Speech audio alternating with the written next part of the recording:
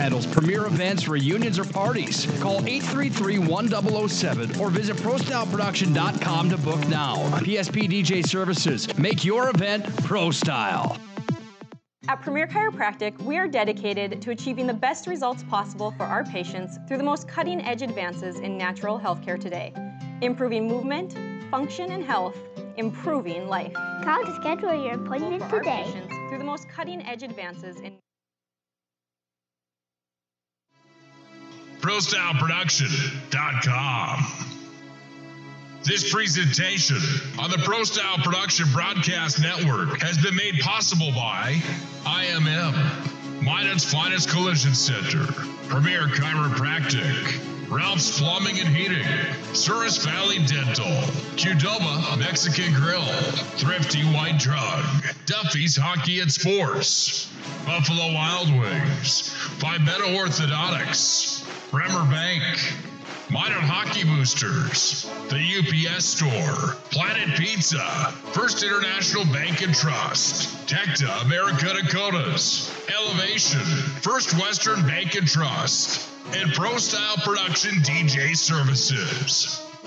Stay up to date with the Pro Style Production Broadcast Network at ProStyleProduction.com. Throughout the areas we serve, First International Bank and Trust employees are actively involved in helping our customers and communities grow. This is Kevin Vigestead from First International Bank and Trust, member FDIC, equal housing lender. Whether it's coaching a Little League team, leading through involvement with nonprofit organizations, or a proud Beaver booster, know that all of us at First International Bank and Trust are committed to giving back to the places where we live and work. Planet Pizza. All systems go for lunch. When supper time's a crunch. T-minus now, it's time for Planet Pizza. With lots of space for fun, there's room for everyone. Don't be an alien to Planet Pizza. Space for fun. Planet Pizza. Planet Pizza. Hi, my name is Marshall Kanam. I'm the manager of the UPS store here in Minot. It's time to make sure your holiday gifts arrive on time and unbroken. It's why at the UPS store we offer our pack and ship guarantee. We can pack, ship, insure your items, and get it there on time. 100% guaranteed. If anything were to happen, you're covered, and so is your package. So ship away for the holiday. For the finest in packing and shipping, the UPS store. We're at 1940 South Broadway or online at theupsstore.com. Hello, I'm Steve Funningsland, consumer lender at First Western Bank and Trust and sports enthusiast. Employees at First Western know the importance of teamwork in their day-to-day banking duties to best serve the community. I know the Minot and surrounding area high school and college athletic teams know the importance of teamwork as well. We want to wish all local teams good luck in their athletic endeavors this year. Stay safe on the courts, on the fields, on the rinks, and in the gyms. We look forward to watching you succeed. With familiar faces you know, who know you by name, First Western Bank and Trust, you can bank on us, member FDIC, equal housing lender. ProStyleProduction.com.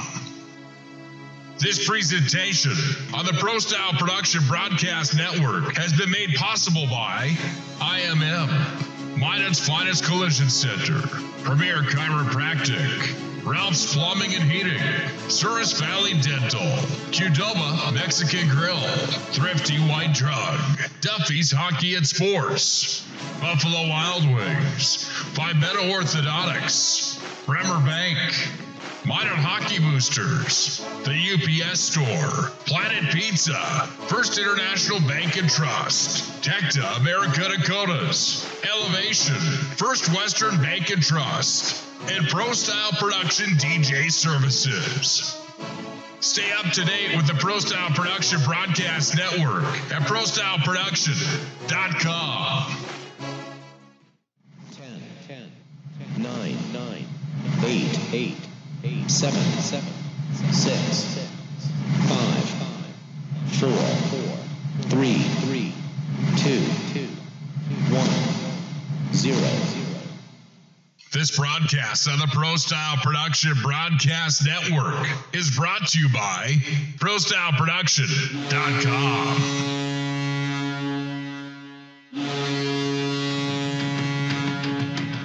It's time for Minot High Magicians Hockey. Comes down low to the near side. Bennett walks out with it. Bennett centering. Feed fires it. Easton Bennett scores. It's 4-1 Magi on the twisted wrister from Easton Bennett. The growing tradition of Magi Hockey carries on today. He scores, and it's a hat trick for Hayden Schwartz. Tic-tac-toe play, Mason Morelli with the backhand, slips it past the netminder. Here's Martell and drive, he scores! Martell, Fuchs, and the Magi are on the board with a power play.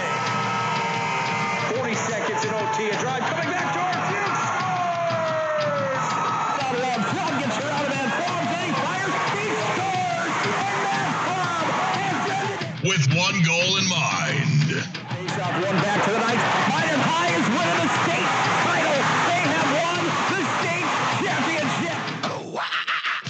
This broadcast on the Pro Style Production Broadcast Network is brought to you by IMM, Minot's finest collision center, Premier Chiropractic, Ralph's Plumbing and Heating, Souris Valley Dental, Qdoba Mexican Grill, Thrifty White Drug, Duffy's Hockey and Sports, Buffalo Wild Wings, Fibeto Orthodontics, Bremer Bank, Minot Hockey Boosters, the UPS Store, Planet Pizza, First International Bank and Trust, Tecta America Dakotas, Elevation, First Western Bank and Trust, and Pro Style Production DJ Services. To the point, Hyde sends it down. Bennett, top shelf backhand, right where Grandma keeps the cookies, and it's 5-1. Out of Gretzky's office, Bennett feeds Hyde at the line, near side. Hyde shoots it in, tipped in front.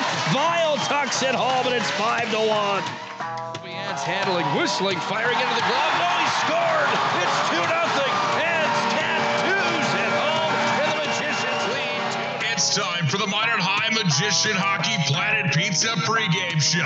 Planet Pizza, the area's ultimate party location, has been serving the Magic City for over 20 years. Call and order now at 701-852-1700. Colby Enns will start the rush. Enns has a big hit at center ice. Welcome to senior night. Plenty of noise. Easton Bennett absolutely lights up Ruley. There's the hit of the game, maybe of the week. Now, let's go to the ice with the voice of the Magi. Here's Nick Hulberg.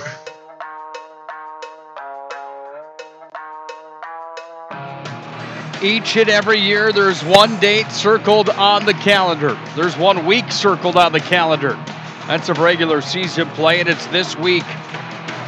The 16th of January is each and every year's timeline, or the time frame that Minot High will take on Bismarck Century and Bismarck High on home ice.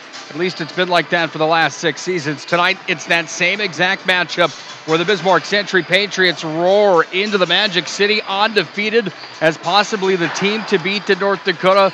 They're unarguably the team to beat inside of West Region high school hockey play. They sit on a record of 6-0 inside of West Region play. They're 10-2 overall. Central from Grand Forks and Red River from Grand Forks are the only 2 teams to beat Bismarck Century this year. Tonight it's the Magi from Minot High that return to the Pepsi rink, their home ice, after their most recent defeat at the hands of Fargo Davies on Saturday afternoon, sitting on a record of 5-2 in West Region play, 6-7-1 overall. This is scheduled to be a dogfight. If it's anything like last year, I hope you're buckled up and ready with a whole big bag of popcorn. These 2 teams went to overtime and a shootout last year. Minot High won 4-3. Good evening and welcome to the Planet Pizza pregame show. I'm Nick Hulberg. Planet Pizza is the area's ultimate party location for school parties, team parties, birthday parties, and so much more. They truly are out of this world. Planet Pizza delivers for free. Also 701-852-1700. No better place for dinner tonight than Planet Pizza. Planet Pizza delivers something special for you tonight. How about this news? I've got a special guest with me here this evening.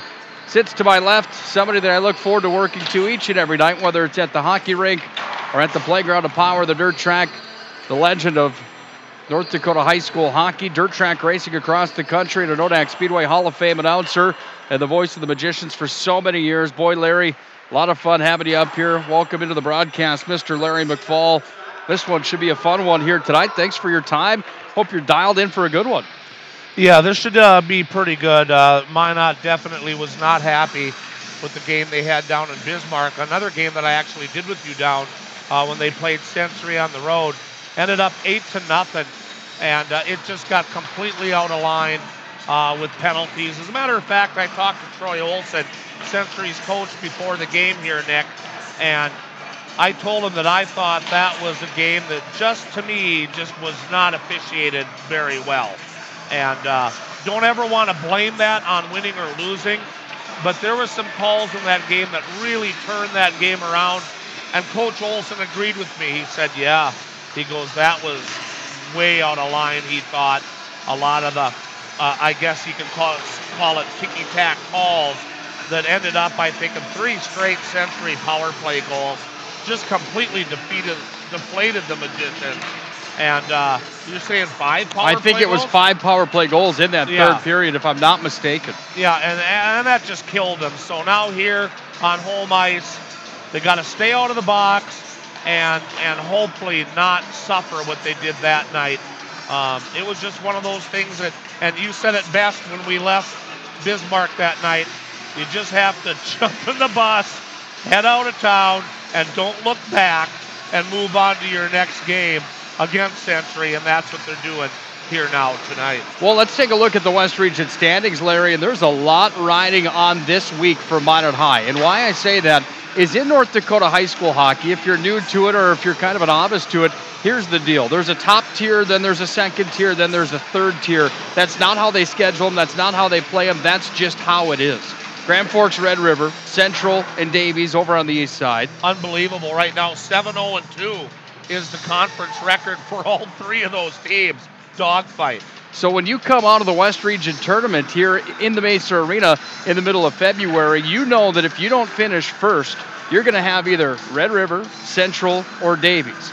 You don't want Central, you don't want Red River, you don't want Davies right out of the gate at the high school hockey tournament because you want to make it into the semifinals. Well, when you've got 3 over there, you got to come out of the West number 1. That might not happen, but there's always the chance for an upset also. But it's always important to finish in the top 2 coming out of the West region, as we've seen that for Minot High since their state championship run, since their 3rd place finish back in the Quinn Fuchs era where the Magicians finally break that streak.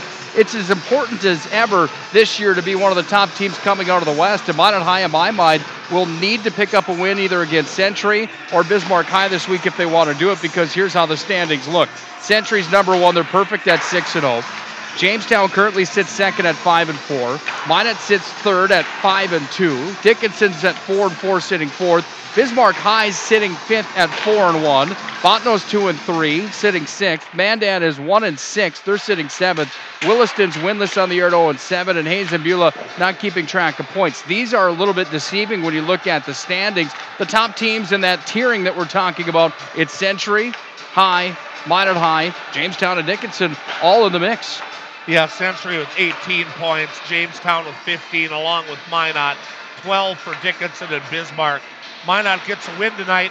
They jump into second with 17 points. They trail Century by 1. So it doesn't matter how bad you did down there last month. It's how good can you do tonight. And if you can win it, you're only 1 point out of the West Region lead. And Minot Century does have some one game on hand in Minot. Century's only played 6 conference games. Minot's played 7, so Minot can't afford to lose against these big teams anymore.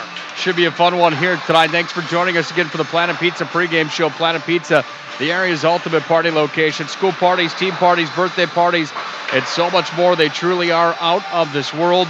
When we come back to the Planet Pizza pregame show, we'll look at the state's top producers, the top goaltenders. We'll dive further into this matchup. Later in the pregame show, we'll talk to Jason Bennett. His thoughts heading into tonight's matchup of this big week of conference play. And it's a busy week in general. Minot High started last Friday night against Jamestown where they won. They played on Saturday against Davies. Then they play here tonight Tuesday. They play again Thursday. Busy portion of the season getting geared up for the state high school hockey tournament. More to come when we return to the Pepsi Rink. This is Minot High Magicians Hockey.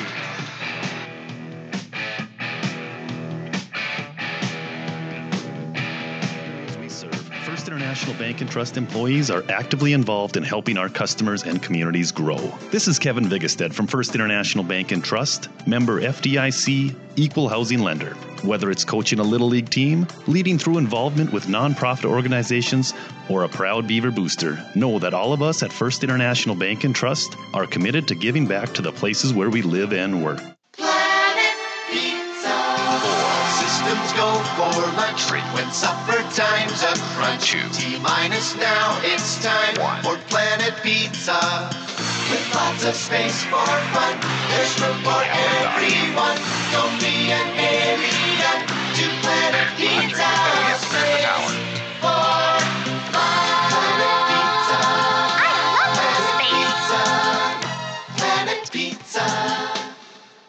Hi, my name is Marshall Knop. I'm the manager of the UPS store here in Minot. It's time to make sure your holiday gifts arrive on time and unbroken. It's why at the UPS store we offer our pack and ship guarantee. We can pack, ship, insure your item, and get it there on time. 100% guaranteed. If anything were to happen, you're covered, and so is your package. So ship away for the holiday. For the finest in packing and shipping, the UPS store. We're at 1940 South Broadway or online at theupsstore.com. Hello, I'm Steve Funningsland, consumer lender at First Western Bank and Trust and sports enthusiast. Employees at First Western know the importance of teamwork in their day-to-day banking duties to best serve the community. I know the Minot and surrounding area high school and college athletic teams know the importance of teamwork as well. We want to wish all local teams good luck in their athletic endeavors this year. Stay safe on the courts, on the fields, on the rinks, and in the gyms. We look forward to watching you succeed. With familiar faces you know who know you by name, First Western Bank and Trust, you can bank on us, member FDIC, equal housing lender.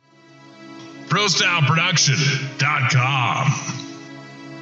This presentation on the Pro Style Production Broadcast Network has been made possible by IMM, Minot's finest collision center, Premier Chiropractic, Ralph's Plumbing and Heating, Souris Valley Dental, Qdoba Mexican Grill, Thrifty White Drug, Duffy's Hockey and Sports, Buffalo Wild Wings, Vibetta Orthodontics, Bremer Bank, Minot Hockey Boosters, the UPS Store, Planet Pizza, First International Bank and Trust, Tecta America Dakotas, Elevation, First Western Bank and Trust, and Pro Style Production DJ Services. Stay up to date with the Pro Style Production Broadcast Network at ProStyleProduction.com.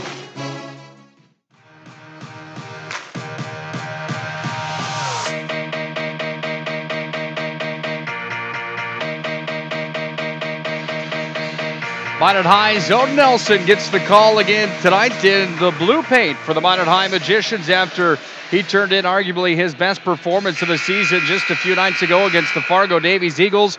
He will need to be big tonight as the Magi host the #1 team of the West, the Bismarck Century Patriots. It's the Planet Pizza pregame show alongside of Mr. Larry McFall. I'm Dick Hulberg.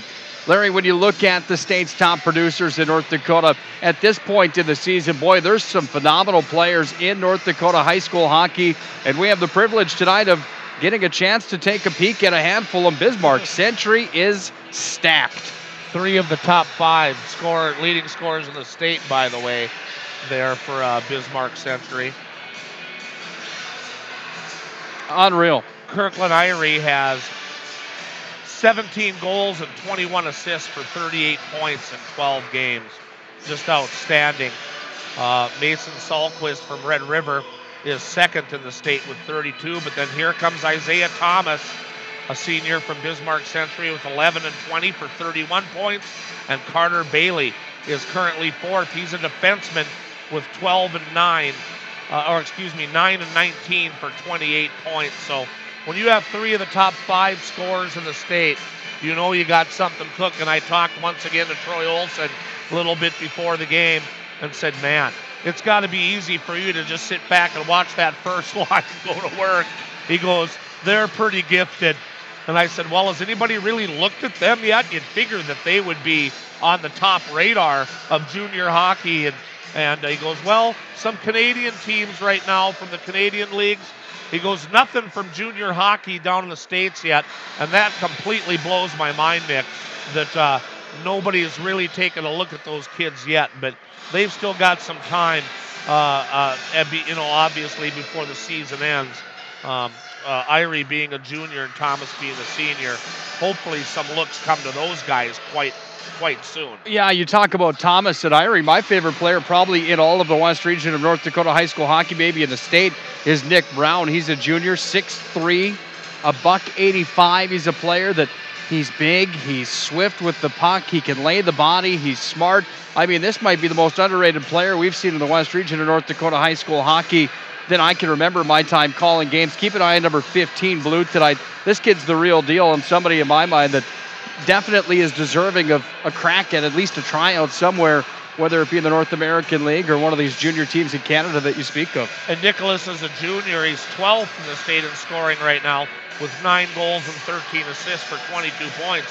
Minot's leading scorer, you have to go a little bit further down the sheet, and you come up with Jake Bile with 8 goals and 6 assists for 14 points. So there's 5 players on Century that have scored more points than Minot's leading scorer. We know it's no secret. It happened in the Davies game here on Saturday when you were broadcasting and I was working on the ice crew. Minot was fairly close in shots that day. They just don't have somebody that can really bury that puck yet, and I feel that was the difference in that 4-1 hockey game. Yeah, and then you look back to the night before against Jamestown in a game that Minot High wins that night also, but it's a game against Jamestown that ends up 5-1. And boy, that might have been the sloppiest game I've seen the Magicians play, I don't want to say ever, but in my time calling games, I mean, boy, that one was hard to call. There was just so many miscues on passes through the neutral ice zone of those crucial 5 to 10 foot passes just not on the tape. It was Minot High that still found a way to score 5 that night, but they just had a real hard time moving the puck around the ice surface. When you take a look at the goaltenders right now, Century starting a new goaltender tonight, I believe, that didn't play the last game. Cooper Leininger is getting the start. He's got 3 games under his belt. He's got a 2.00 goals against average and an 89.5% save percentage. His record's 2-1. Colton Krinkstead is above him with a 1.71 and a 91.2, but Coach Olson is going with Leininger today as they're ranked 9th and 10th in the state, but honestly, you got to take off 3 off the top of the list. The number 1 goalie in the state, Grand Forks Central's Nick Peeney, has only played 1.3 games, and Caden Oldham of Fargo Davies only has 2 games under his belt, and Aaron Nielsen from Central only has 1.83, so they haven't really made the minimum amount of games, in my opinion, to be ranked up that high. So you take those 3 out, that shoots Krinkstead and Leininger up to the 6th and 7th places respectively. So good goaltending for Bismarck Century as well. They don't get that many shots on them per game, and obviously that's going to make it a little easier for the netminders as well. And Minot's going with the mainstay tonight, Odie Nelson. He's 16th in the state right now. He's had a lot of rough games. He's had one game that he gave up quite a few goals in that obviously hurts him. He's played in 12 games. He's got a 3.0 goals against average. 5-6-1 is his record, and a save percentage is 88.3. So it's a lot more improved than it was when we were down in Bismarck before. The goals against average has dropped. He had the one game, I think, that 10 goals, if I'm not mistaken, earlier this year. Didn't he have a 10-goal against game? That really ballooned that stat up. Well, Odie's been the knock on Odie is he's been either hot or cold. Well, in his defense, Grand Forks Central put 7 on him to start the year. Grand Forks Central is the real deal. And then Roseau put 9 on him at the holiday tournament the day before the new year. So you had 9 and 7 together. You get 16 right there. You take 16 off the top. And Odie's numbers aren't that darn bad. Kid plays the puck pretty well, comes out and challenges. He has to be their best player tonight, in my mind, though, going against Bailey, Brown, and Thomas. And they're good all over the place, Century is. So Odie's going to have a big night tonight.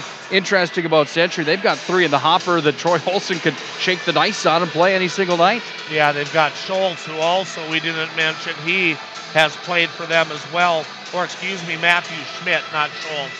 So yeah, you got 3 goaltenders that you feel you can go with. That's a pretty good situation to be in. Minot's up against the best in the West tonight, so we'll see how they do here tonight on home ice at the Pepsi Rink. 11 minutes away from the opening face-off tonight. The Magi from Minot High are hosting Bismarck Century for the first of 2 games this week. They've got Bismarck High rolling into town. Mike Peluso's club comes in on Thursday. That's a 7:30 start as well. Mr. McFall will join us that night as well. Planet Pizza pregame show at 7:10 on Thursday right here at the Pepsi Rink. This is a fun time of the year, isn't it? We get closer to the tournament time. Yeah, it is, and that's why I have to get rid of the special guest moniker. And now I think it has to be your announcing partner, I think, because I pretty much etched on for most of the rest of the year. I'm not quite sure about your coverage of the next couple games next weekend or the weekend after, but planning on regionals and state tournament, so this should be fun. So it's no more special guests, and that means the intro needs to change, and you need your name in the intro.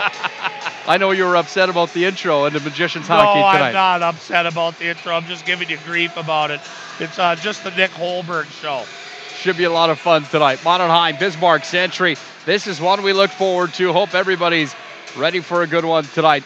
This is Minot High Magicians Hockey.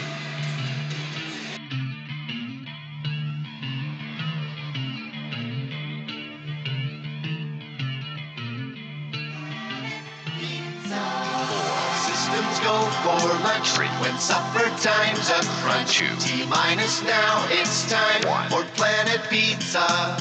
With lots of space for fun, there's room for everyone. Don't be an idiot to Planet Pizza. Space for Planet Pizza. I love Planet Pizza. Throughout the areas we serve, First International Bank and Trust employees are actively involved in helping our customers and communities grow. This is Kevin Vigestad from First International Bank and Trust, member FDIC, equal housing lender. Whether it's coaching a Little League team, leading through involvement with nonprofit organizations, or a proud Beaver booster, know that all of us at First International Bank and Trust are committed to giving back to the places where we live and work.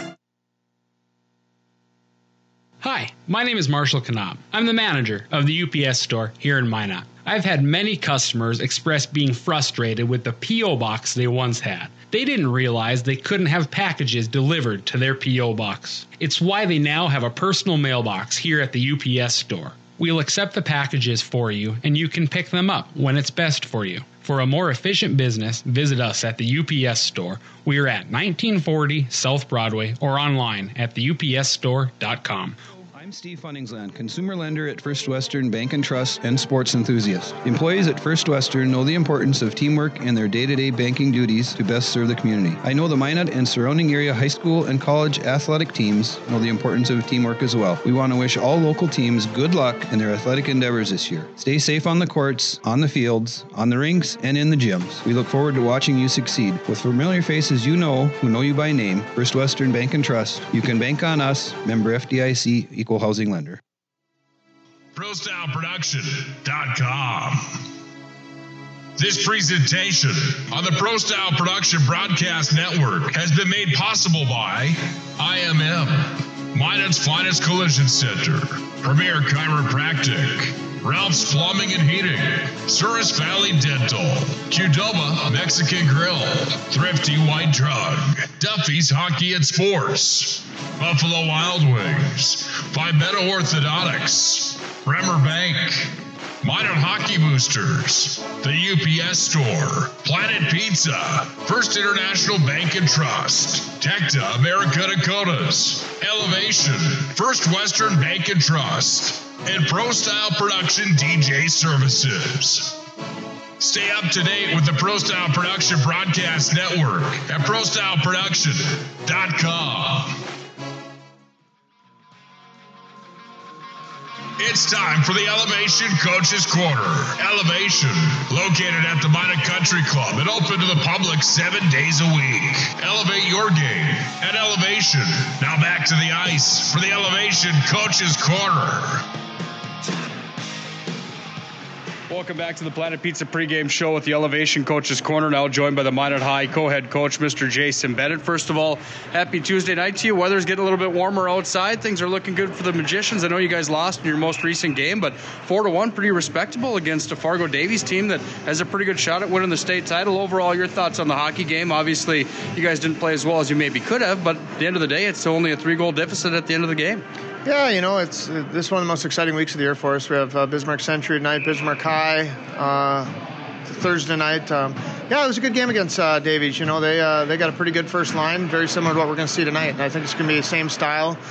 So we'll maybe try throwing some wrinkles tonight. I think we put a line together that probably skate against that top line. And Davies got an empty netter on us, so it's really a 3-1 game. But it's 3-1 going into the third period. We had a 4-minute power play, and our power play was not very good on Saturday night. And I think that's probably what, at the end of the day, cost us probably the hockey game. Odie Nelson maybe had his best performance of the year. He played really well. Is it fair to say Odie's got to steal one tonight if you guys want a chance against the West Region's top team in Bismarck Century? Like we said all year, I think Odie needs to be 90%. And if he's 90% on any given night, I think that gives us a chance to win the hockey game. We had a chance to win the hockey game if we'd have done our end on the offensive part of it on Saturday, and I think he was, at 90% or a little bit above on Saturday. Century, we didn't get much down there. We obviously got in some penalty problems, and that was a long time ago. But in the past, they take some chances defensively. If you watch, well, I know you were there at the Red River game. Their D start pinching, and Red River's an offensive team that scored on odd man rushes, and we got to capitalize on those tonight. If they're going to give us odd man rushes, if we get 8 of them, we need to score on 3 of them. You touched on Bismarck Century's top line of Irie, Thomas, and Bailey, 38, 31, and 28 points on the season, respectively, for those guys. How do you really key in on these players and try to shut them down? That's a tough challenge at hand. Yeah, and I think they've slowed down lately. So, you know what? We're going to maybe trap a little bit. We're going to lock some wings up a little bit. We need to be good defensively in our own zone, and that's really what it comes down to. I think that's how it is this year around the state. It seems like Red River's got a very, very good first line. Davies had a really, really good first line. Bismarck Century's got a really good first line. So, hey, if our first line can go, I don't know, you say -1, -2, and then, your second, third line's got to produce. And that's what it comes down to. We got a lot of seniors in the lineup, and it's time for some of those kids to start stepping up. A lot of fun this week with Bismarck Century and Bismarck High coming to town. At the end of the week for you guys, obviously 2 tough challenges at hand. I know I say that over and over again, but you're a 5-2 hockey team right now, heading into region tournament time just about 3 weeks away. How important is it being the number 2 team going into region tournament time? I know 3's okay too, but 2 just sets things up quite a bit differently all the way through till the big dance in Grand Forks. It does. I think, I think when you get to 1 through 3 in the West region, I think there's a little bit more parity. 2 and 3 especially. I think we're very similar to Bismarck High. Century's maybe, a head above us right now, obviously in the standings and maybe with the talent level they have. But yeah, the 2 seed, you get to that West Region semifinal game, you get an easier first round matchup, and then you have last change at home, and that's, against Bismarck High, I think that's pretty important. So we're looking for that 2 seed. You get the 3 seed. I think a couple years ago we were 3 seed, and we ended up okay at the end of the year. So hey, get to the big dance, get the region tournament and qualify for state, and then go from there. Final question I have for you. Did you hear the news that the legend Larry McFall's on the radio with us tonight doing the color commentary? Boy, we're just tickled pink. He must have lost a bet, the Vikings game or something. I don't know what happened for him to be back on the air, but it's good to see Larry on the air, and I know fans listen and enjoy it, and, the stories he tells. I half the time think I should probably have an earbud in my ear on the bench just to watch or to listen. Sure, appreciate your time tonight. Best of luck against Century. All right, great, thanks. That's Jason Bennett, the co-head coach of the Minot High Magicians. When we come back to the Planet Pizza pregame show, we'll break this one down further. It's Minot High and Century in a West Region tilt. This is Minot High Magicians Hockey.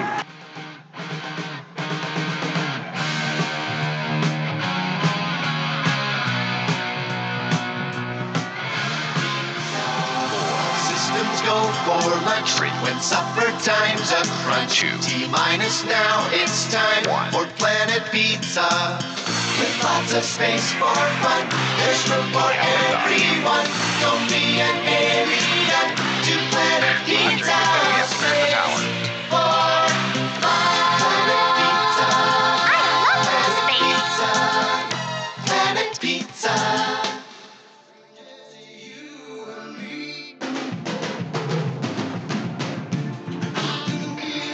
Century and Minot High in a West Region dogfight tonight, live at the Pepsi Rink here at Mesa Arena. Nick Hulberg and Larry McFall to put the closing touches on the Planet Pizza pregame show. Planet Pizza, the area's ultimate party location. School parties, team parties, birthday parties, and so much more. They truly are out of this world. They deliver for free. 701-852-1700. It's Minot High against Century tonight. And some of the top performers in the state from Bismarck Century, including Kirkland Irie, Isaiah Thomas, Carter Bailey, Nick Brown, 38, 31, 28, 22 points for them. They go against Jake Vile, Hyde, Stenberg, Deal, Murphy. That's the top five for the Magi. 14, 9, 9, 9, and 8. It's a bit of a mismatch when you look at the stats for this one tonight. What will it take for Minot High to get a win? And your closing thoughts of the pregame show? Well, as Coach Bennett said, they have a plan to try to go with a new line against that high explosive line from Bismarck Century. So first off, hopefully it's a forechecking line that can try to stay with those guys, but they're awfully good. You just have to control them and try to contain them. You can't stop them, obviously, but as Coach Bennett said, you got to stay out of the box, and you have to take advantage when you do get those opportunities to score. Century has been known.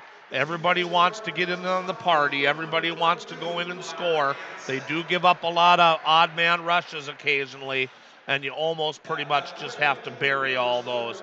If everything goes right, you might be able to stay close with this team. So you got nothing to lose. They're the best team out there. They pounded you 8-0 last time you played them.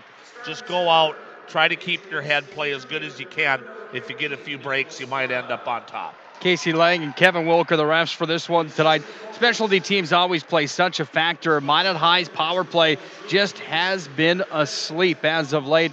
The Magicians will need to capitalize on that in my mind and stay disciplined on the other side of that. That's my biggest key tonight. And then just give it a full 51-minute effort in my mind. Odie Nelson playing well right now, but they need everybody going tonight if they want a shot at Century. You can't say anything other than that Century's the real deal. They're the team to beat out west. This would be an upset tonight if the Magi get it done. Larry, final thoughts before we head to anthem time and get geared up for the opening faceoff. Well, as you had said, grab your popcorn, settle on in.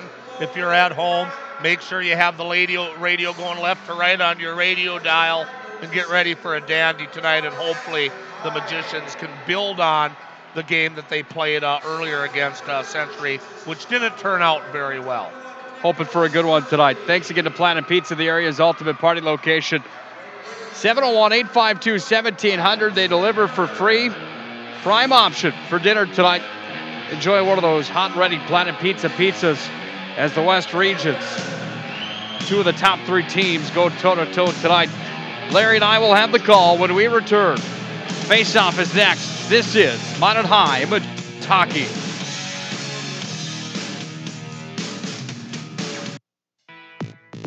Listen, your wedding day is the biggest day of your life. That's why you need to talk with Nick Hulberg from Pro Style Production DJ Services. The experience, the voice, the setup, you won't be disappointed. 15 years of big arena hosting, announcing, and DJing speaks for itself. PSP DJ Services also handles premier events, reunions, or parties. Call 833-1007 or visit ProStyleProduction.com to book now. PSP DJ Services. Make your event Pro Style.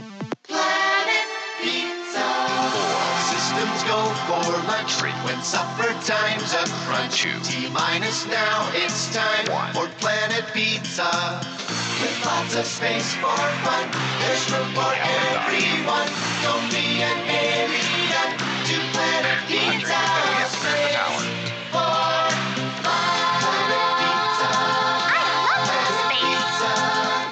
Planet Pizza.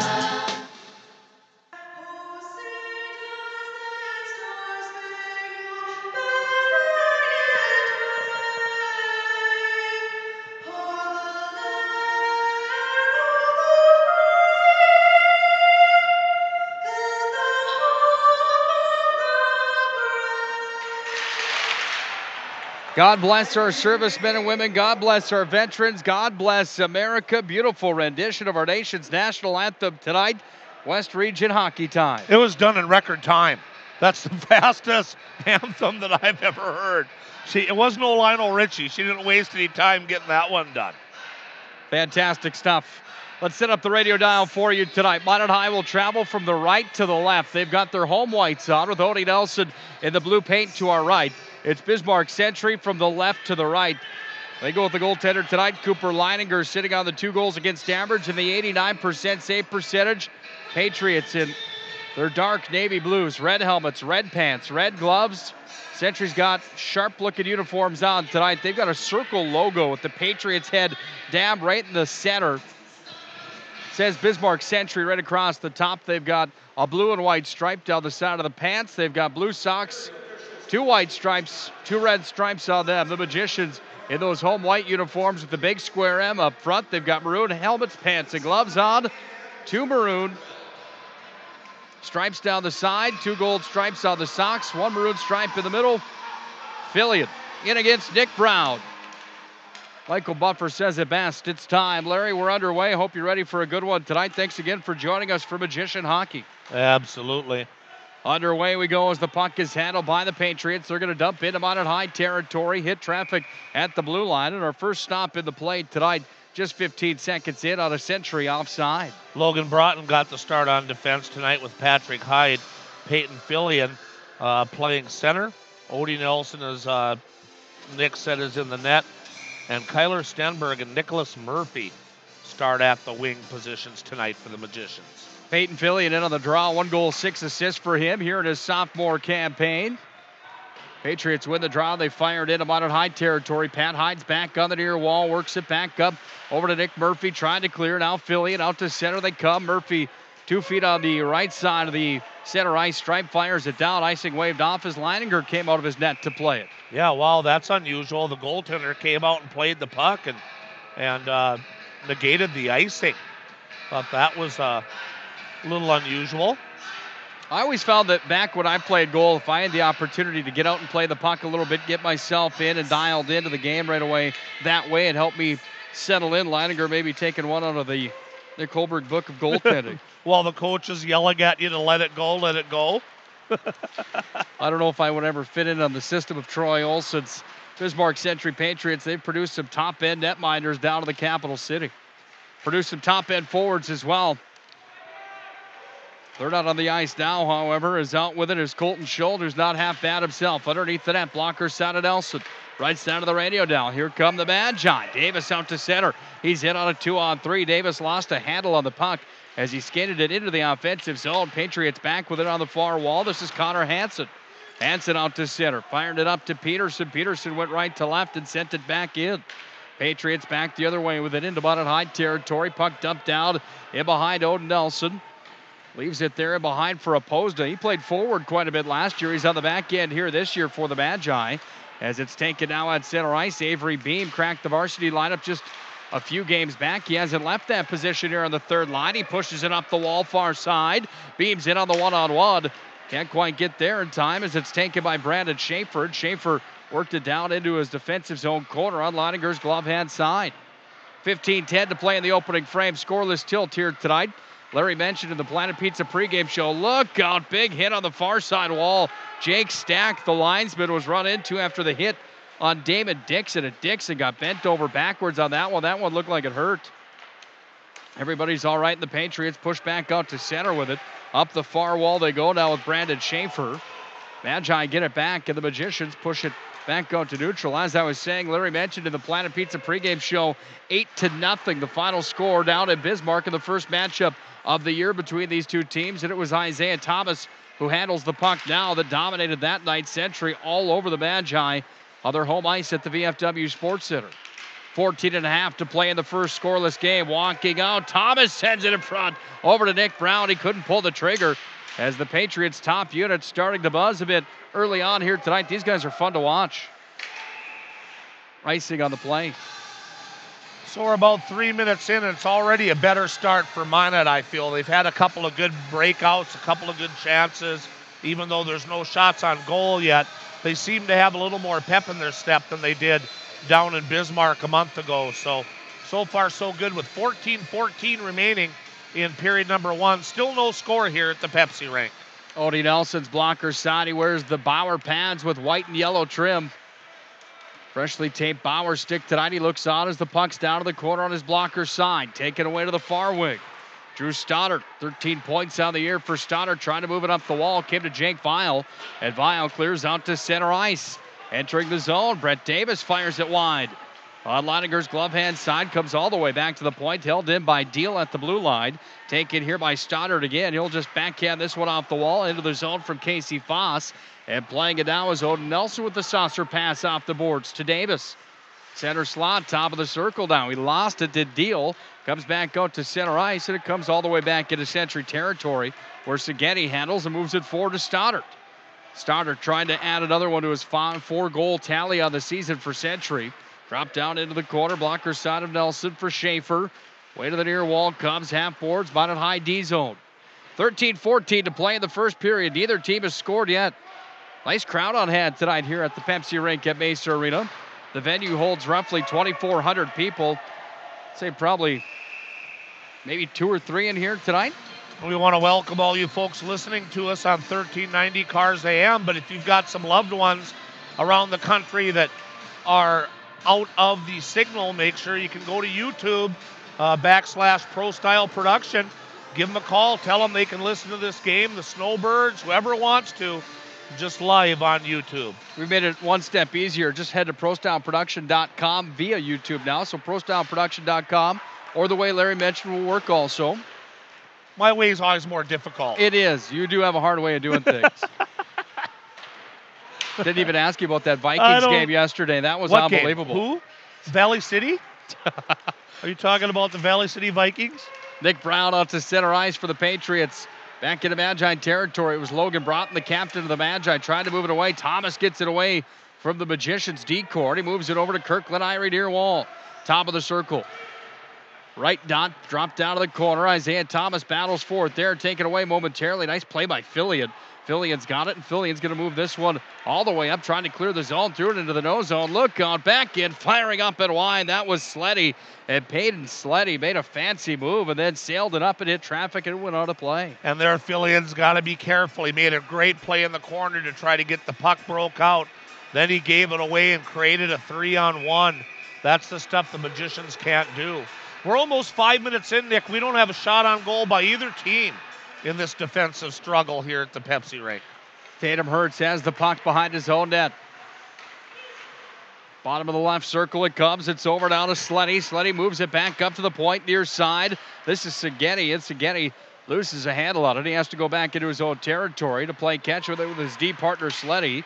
And now it's pushed back into Minot High territory. Gar McCrimmon, the linesman tonight, says that one was tipped, so the icing is waved off on the Patriots as they're in the Magi territory with control of the puck as they work it back up to the point. Seghetti moves it in, fired. Davis dove in front of it, and Brent Davis blocked that shot as it comes in on goal and went just wide on the blocker's side, deflected towards the cage. Here with 11:30 to play in the opening period. Century has a chance now. They walk out, firing that one towards the net. Drew Stoddard, it was knocked down. Still doesn't register a shot on goal. Drive comes in. That one may went through the 5-hole, and Nelson hit the pipe. Save number 1 from Odie as it caught the Bauer pad. Patriots with the puck in Minot High territory. Minot High trying to clear it out. They do with Tatum Hertz. And Hertz will throw this one the length of the ice as Leininger is out of the net to play it for the Patriots. Right over the center ice dot that's got a big Pepsi logo on top of it here at the Pepsi rink. Done back in behind the net for the Magi. Odie came out to play it. Opposed to miscommunicated there with Nelson. And now the Patriots have it back. Right back into opposed to behind the net. He's going to battle for it there. Comes away to Peterson, and Zach Peterson on the near wall. Half-forwards trying to push it out of the zone. Can't do so. And it comes for Blake Nelson, and Blake Nelson moves it away to the far side wing up to Jack Plemmel.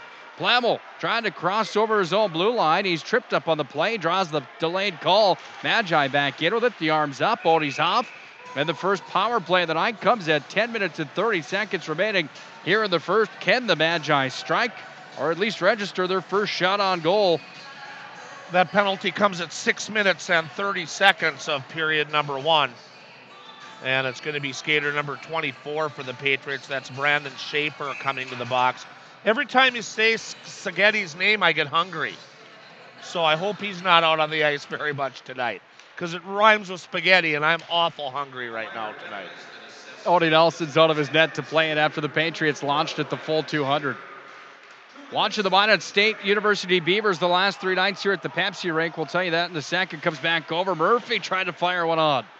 The number 1 team in the ACHA, coached by Wade Regier. Boy, those guys are entertaining to watch. Isn't that a brand of hockey that's just unbelievable? Yeah, they're just so good.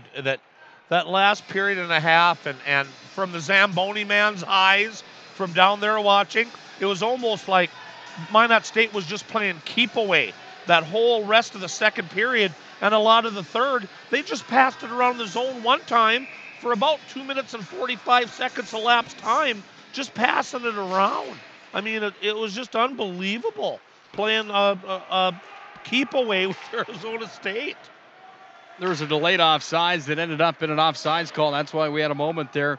The reason I brought that up, Minot State's penalty kill is something to be really admired. They send one guy in just hard on that forecheck to just pressure you when you're on your power play. It seems to work for them. They try the same thing here tonight, do the Patriots. They're all over the Magi. Vial walked into the zone and fired one up. It went over the net. Just over the crossbar. Didn't miss by much trying to pick that corner.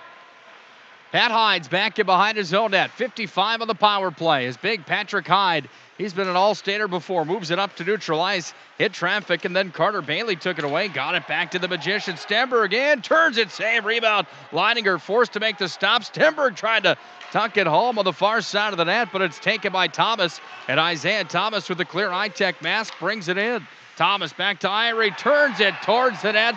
And a short-handed tally as Thomas got it to Kirkland Irie, and Kirkland Irie, make no mistake about it, the kid scores short-handed, full strength, even strength, it doesn't matter. That's goal number 22 on the year. Well, that was too bad, even though it was short-handed. Odin wants that one back. He got a piece of that on the pad, and it still trickled in. A bad break for the Magician goaltender there at the 7:29 mark here. Or excuse me, 7:59 of period number 1. Will be a shorthanded goal for the Century Patriots, and it's Kirkland Irie picking up point number 39 on the season. That is goal number 22. Keep in mind, Patriots haven't played that many games. This is only game number 13 on the season. Hit Odie's glove hand side pad, then it bounced into the back of the net. And the Patriots strike for first blood here tonight. Short-handed slap shot comes in top of the circle. Nelson denied that one. Puck goes away to the far side wing. Back over off of Stenberg, then away to the near side wing, down underneath the Magician net. How will the Magi respond? Puck comes out center slot. Short-handed for another 10 seconds. Are the Magicians taken away? And here comes Deal. He's got Stenberg with him. Deal trying to get it over to Stenberg. What a play that was. Nice defensive job from Peyton Sleddy. He interrupts the 2-on-1 power play party. Excellent concentration there for the D-man. That was, and now the Patriots are full strength. Puck sent all the way the length of the ice. Stenberg, the first one there for the Magi. He's into the corner after it. Top of the circle. Stenberg out, makes a move. Lost the handle now.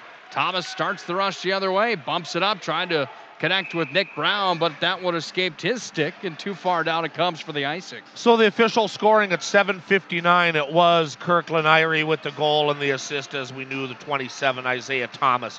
Shorthanded goal at 7:59. Bad break for the Magicians. They have to shake that one off and see if they can get one here at the face-off to the left of the netminder. 8:02 to play here, the first, down by a goal. The Magicians have it here with Fillion. Fillion left circle, offensive zone, back to the far point. Broughton has it, turns it towards the net, tipped there, and then it caromed into the corner off of Nick Murphy. It comes back up out of the tape for Stenberg, spins away with it onto his backhand. He's being hounded heavily on the far wall. Irie just takes it from him. Irie's pass was interrupted there by Hyde. Then Hyde had his pass interrupted. Nick Brown's in with it. Brown towards the net, threw it in front of the Magi goal and went just wide. Rebound turned in front. Irie denied on the doorstep as Honey Nelson got the blocker in the way. 7:26 to play here to 1-0 first. Irie dancing down. Make that Thomas over to Irie. Irie back up to the point. Handling now Seghetti. They just dump it down to the corner. Brown has it underneath the net. Big Nick Brown, look at the poise with the puck. Made a play and then he dropped it down. Irie's got it back. Right-hand circle for the Patriots. They set it up. Brown, top of the circle, trying to move it across. Thomas, center slot, back door. Oh, my goodness, what a play that was. Irie from Thomas to Brown. They made the Magicians look silly on that one, 2-0, and the state's top producing line shows how dynamic they are. Can you believe what you just saw? Yeah, as Rob Hall used to say, tic-tac-toe. Unbelievable passing, and Brown just had to knock that in with his putter. And that goal comes at 10:01 here of period number 1. And Century already has signs of possibly pulling away in this one against the Magicians. Minot High's defensive unit in their own D zone set up in front of Odie Nelson. They were standing around looking like they just saw a unicorn. Puck comes back away to the near side wing. Shot ain't on Odie. He makes the stop off the Bauer stick, off the glass, out to center. Here come the Magi. They push forward. Avery Beam hard on the forecheck. Boy, you have to give 27 White lots of credit. He keeps his feet moving the entire time he is on the ice. 6.5 to play here in the first. 2-0. Century has the lead. First one came from Irie. Second one from Brown. And on the year for Nick Brown, point number 23. That was goal number 10. An assist to Irie and Isaiah Thomas again on that one at the 10:01 mark. Shot in from the near circle. That one gloved by Odie Nelson, but he didn't hang on to it. Delay call coming on the Magi. Casey Lang's got the arm up, and an interference will be called on Tatum Hertz. So we get our first look at the power play tonight for the Century Patriots. And this is bad news for the Magi when you've got guys like Irie, Brown, Thomas, Bailey. You give these guys an extra attacker on the ice, and you can be in trouble. Yeah, that penalty comes at 10 minutes and 52 seconds here in period number 1 on Hertz for interference. And now the Magicians are going to have to really work hard to try to kill off this power play. Jake File throws this one the length of the ice. Stenberg first one down on it. Stenberg trying to saucer it back forward. Look out, came right into the blue paint. And Leininger's going to turn that one into the catching mitt. All white CCM leather for Leininger. Stenberg almost stunned him with 5:53 to play in a 2-0 first period. That would have been a short-handed goal for the Magi. And Vial was up on the top of the slot waiting for a pass, but Stenberg couldn't get it to him and elected to try to bank it off the netminder instead. Patriots work with a minute 35 of power play time with a 2-goal lead. Irie's in over the Minot High stripe. Drop back. Thomas far side at the point. All the way up to the blue line now. Drop down from Carter Bailey. Back to Bailey it comes. Bailey had the pass away there from Connor Hansen. Hansen fired it at him. So Bailey's got to return into his own territory to set up shop here on the power play. 5:23 to play in the first period. Century has 2. Minot High has none. They have a power play for the next minute 10 to the Patriots. Top team in the West region. Irie goes coast to coast. Takes it down on the blocker side. Irie sets up bottom of the circle. Back to Thomas, far wall. Left circle it comes underneath the goal line. Away to the near side wing off of Sletty. Back underneath the net. Down to Gretzky's office. Irie shoots it in front. Thomas on the doorstep. Odie had the pad kick, and that was a big save there. What a great pass from behind the net. And Thomas almost buried it. There's no way these guys are not on the radar of the Bismarck Bobcats. I'll guarantee you that. They share the same arena with them. They have bright futures in front of them. Murphy on the far wall. Had the puck taken from him by Segeni. Segeni's in with it. This is Murphy down top of the circle, offensive zone. 24 on the power play. Minot High went 0 for 1 on the specialty team's man advantage. Can they go 1 for 1 here on the kill? Looking good. Down to 14 seconds of Century power play time as Brown's back in his own territory. Now he's going to snake his way through the neutral ice zone into Minot High territory. Near side dot it comes underneath the circles. Saucers it towards the front of the net. Puck knocked down there. Casey Foss has it. Foss walks out, turns, shot on. That one stopped with the shoulder. The Magi have the rush. Here comes Plemmel out to center, but a stop back behind the play as Casey Lang has the arm up. And it's Sam Oposta that's going to go to the sin bin. There's still a Century player on the ice. That's number 6, Hunter Segeni. And the 2-minute call for roughing called by Casey Lang. And just when the Magicians kill off the first power play of the night for the Patriots, Troy Olson's man advantage comes back to the ice with 4 on the dot to play in a 2-0 first. They try to add to their 2-goal lead. That penalty called at the 13-minute mark. I did not see the signal on that, but it is opposed in the box for 2 minutes. Hansen got it back to Seghetti. Now Isaiah Thomas. Thomas back in him on high territory. Roughing is the call on opposed, and that was behind the play. That was unfortunate. Taken by Thomas. Left dot. Blocker side, right hand of the radio dial.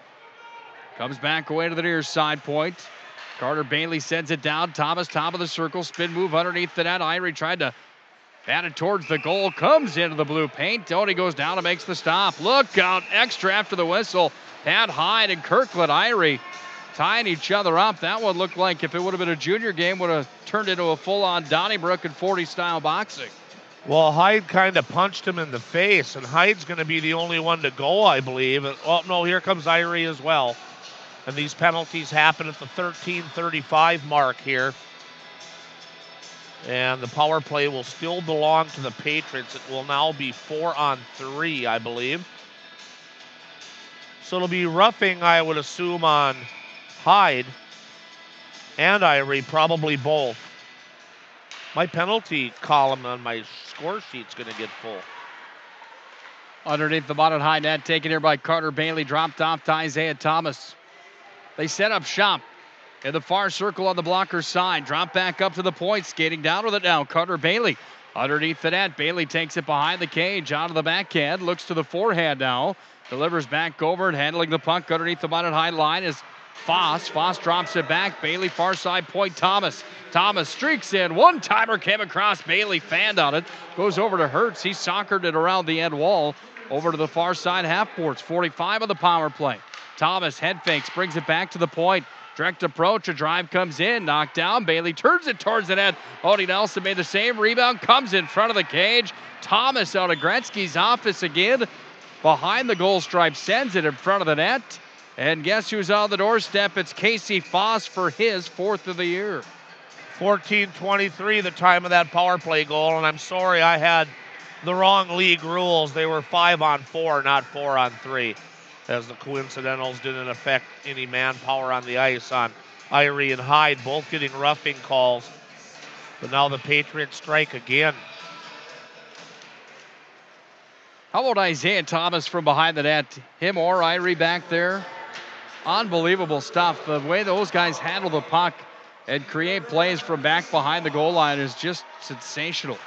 Bergrud tried to clear his own end. Bergrud was hit on the play. He went to the ice. Patriots are going to free it. And now it's Brown on the near side wing. Brown on the backhand. Shuffles it down to the corner. Back behind the net. Brown's got it back again. Blocker side away to the near wing. Puck comes out. This is Schultz. Schultz drops it down underneath the goal line. Haberman takes it from him over there. Nelson in the foot race over against Brown. Brown wins the foot race, even though Nelson had 2 inches in front of him, 2 feet in front of him, excuse me. Puck comes back into the Minot high end. 1:50 to play here in the first. Down by 3 are the Man Giants. Century putting it into overdrive here in the opening period. 1 shorthanded goal, 1 even strength, and 1 power play. Big hit right inside the neutral ice zone as Logan Broughton steamrolls Hayden Sleddy. That was a monster hit. Welcome to the Pepsi rink. Almost looks like he almost got an intimidation call for hovering over him after the hit. But the officials elected not to call that. Jake Vial offensive zone back in behind Leininger.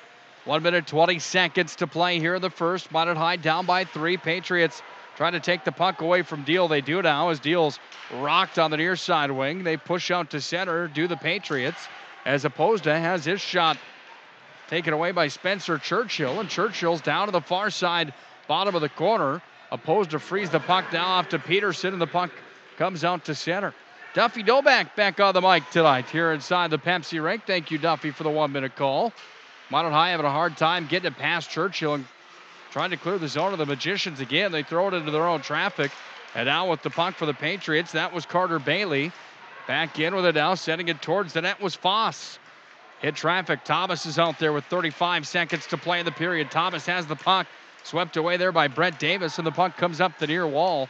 Spun back away to the far side. Now Stenberg in on the forecheck. Has the legs, move and takes it down into the offensive zone, but the puck taken from him by Sleddy and out to center ice. Push the Patriots. 17 seconds to play in the first.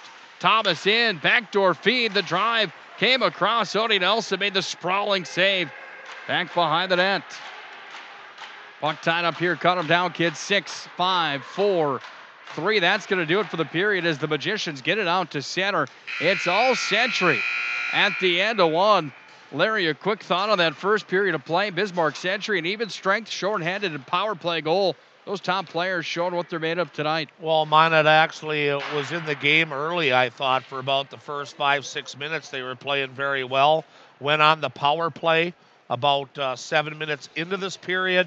And then when you get scored on shorthanded, it seems like everything that you've worked for and everything just deflates you. And then Thomas goes to work. Unbelievable, that guy. 3 assists tonight so far. He's assisted on all 3 goals. We knew he was phenomenal, and he's proven it again tonight. Thrifty White Drug Intermission Report will be up next. We'll have all the analysis, the recap, hopefully talk to Jordan Willard as well. 3-0 at the end of 17 minutes played. This is Minot High Magicians Hockey. Patriots up by 3, by the way. Throughout the areas we serve, First International Bank and Trust employees are actively involved in helping our customers and communities grow.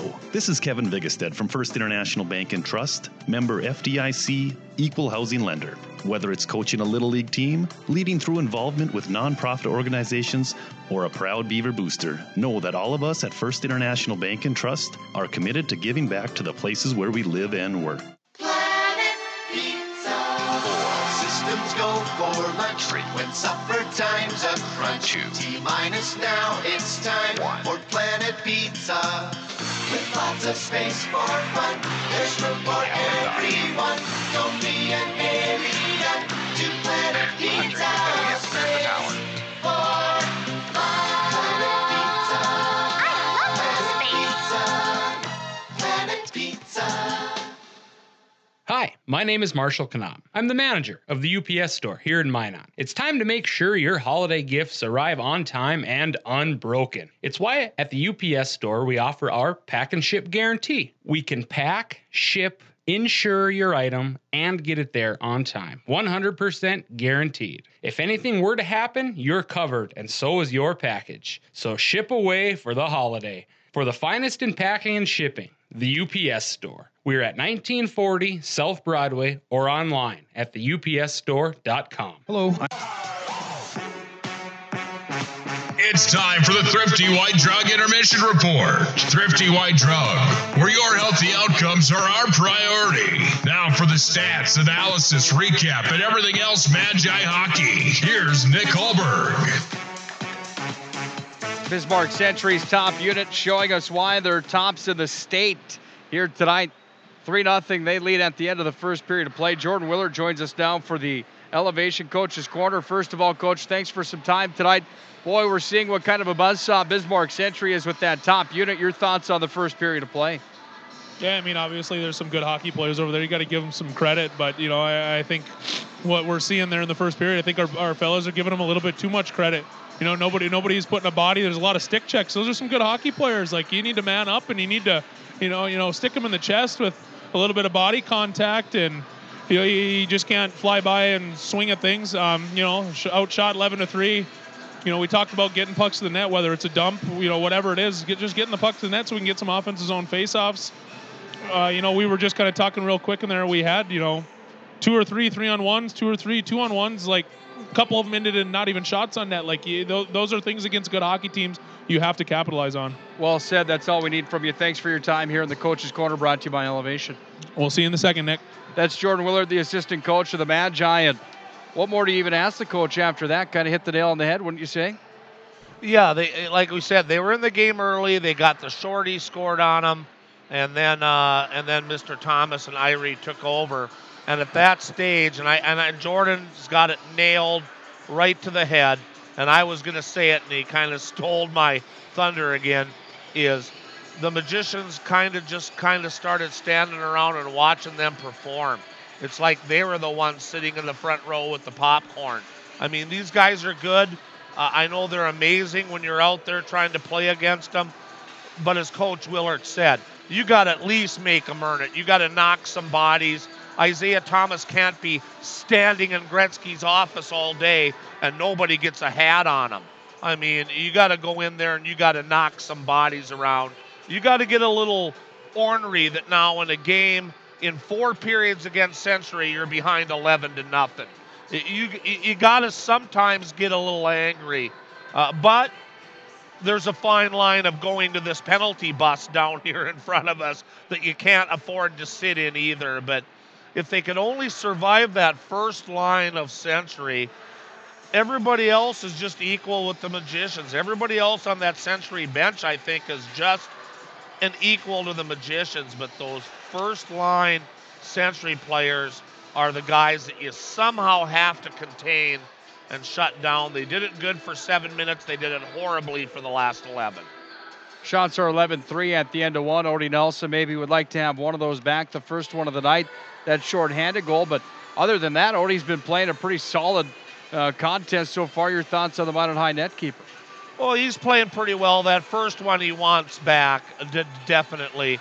Other than that, he's getting barraged down there. No one's taking the man in front of the net once the pass comes from behind the net. Bismarck Century, the scorekeepers downstairs had them for 6 quality scoring chances. The Magicians didn't have any. When you look at penalties, Minot High 3 penalties for 6 minutes. Century 2 penalties for 4. You got to stay out of the box. You got to hit some bodies. You got to help your goalie out a little bit.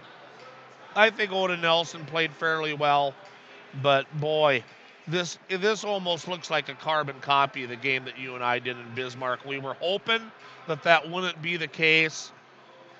These guys are pretty good, so we'll have to see what happens here in the second period. But if they don't put a hat on these guys and at least try to knock them around a little bit, this is going to be a long game. Minot High down 3-0 at the end of one period played. This is the Thrifty White Drug Intermission Report. When we come back, Larry and I will have more from around the state of North Dakota, some recent games in North Dakota high school hockey. And Larry went into the record books from his time with Rob Hall and 11 years on the radio all the way back to 2000. We got some good stuff for you coming up. Minot High down 3-0 at the end of one. This is Minot High Magicians Hockey. ProStyleProduction.com. This presentation on the Pro Style Production Broadcast Network has been made possible by IMM, Minot's Finest Collision Center, Premier Chiropractic, Ralph's Plumbing and Heating, Souris Valley Dental, Qdoba Mexican Grill, Thrifty White Drug, Duffy's Hockey and Sports, Buffalo Wild Wings, Pimento Orthodontics, Bremer Bank, Minot Hockey Boosters, the UPS Store, Planet Pizza, First International Bank and Trust, Tecta America Dakotas, Elevation, First Western Bank and Trust, and Pro Style Production DJ Services. Stay up to date with the Pro Style Production Broadcast Network at ProStyleProduction.com. Hi, my name is Marshall Knob. I'm the manager of the UPS store here in Minot. I've had many customers express being frustrated with the P.O. box they once had. They didn't realize they couldn't have packages delivered to their P.O. box. It's why they now have a personal mailbox here at the UPS store. We'll accept the packages for you, and you can pick them up when it's best for you. For a more efficient business, visit us at the UPS store. We are at 1940 South Broadway or online at theupsstore.com. Throughout the areas we serve, First International Bank and Trust employees are actively involved in helping our customers and communities grow. This is Kevin Vigestad from First International Bank and Trust, member FDIC, equal housing lender. Whether it's coaching a Little League team, leading through involvement with nonprofit organizations, or a proud Beaver booster, know that all of us at First International Bank and Trust are committed to giving back to the places where we live and work. Listen, your wedding day is the biggest day of your life. That's why you need to talk with Nick Hulberg from Pro Style Production DJ Services. The experience, the voice, the setup, you won't be disappointed. 15 years of big arena hosting, announcing, and DJing speaks for itself. PSP DJ Services also handles premier events, reunions, or parties. Call 833-1007 or visit ProStyleProduction.com to book now. PSP DJ Services. Make your event Pro Style. At Premier Chiropractic, we are dedicated to achieving the best results possible for our patients through the most cutting-edge advances in natural healthcare today, improving movement, function, and health, improving life. Call to schedule your appointment today.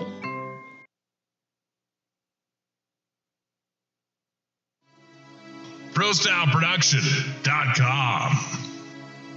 This presentation on the Pro Style Production Broadcast Network has been made possible by IMM, Minot's Finest Collision Center, Premier Chiropractic, Ralph's Plumbing and Heating, Souris Valley Dental, Qdoba Mexican Grill, Thrifty White Drug, Duffy's Hockey and Sports, Buffalo Wild Wings, Pimento Orthodontics, Bremer Bank, Minot Hockey Boosters, the UPS Store, Planet Pizza, First International Bank and Trust, Tecta America Dakotas, Elevation, First Western Bank and Trust, and Pro Style Production DJ Services.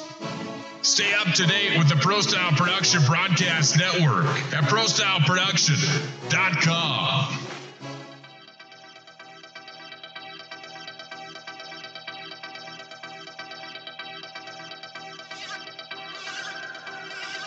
Bismarck Century up by a score of 3-0 after 17 minutes have been played here in the Pepsi Rink at Mesa Arena. Here's the only good news. You could be Mandan and the Braves taking on Bismarck High tonight. Mandan trailing Bismarck High 1-0 at the end of the first, but the shots are 16-0 in favor of Mike Peluso's club. Down in Bismarck could be a rough one. Nick Hulberg next to Larry McFall. This is the Thrifty White Drug Intermission Report.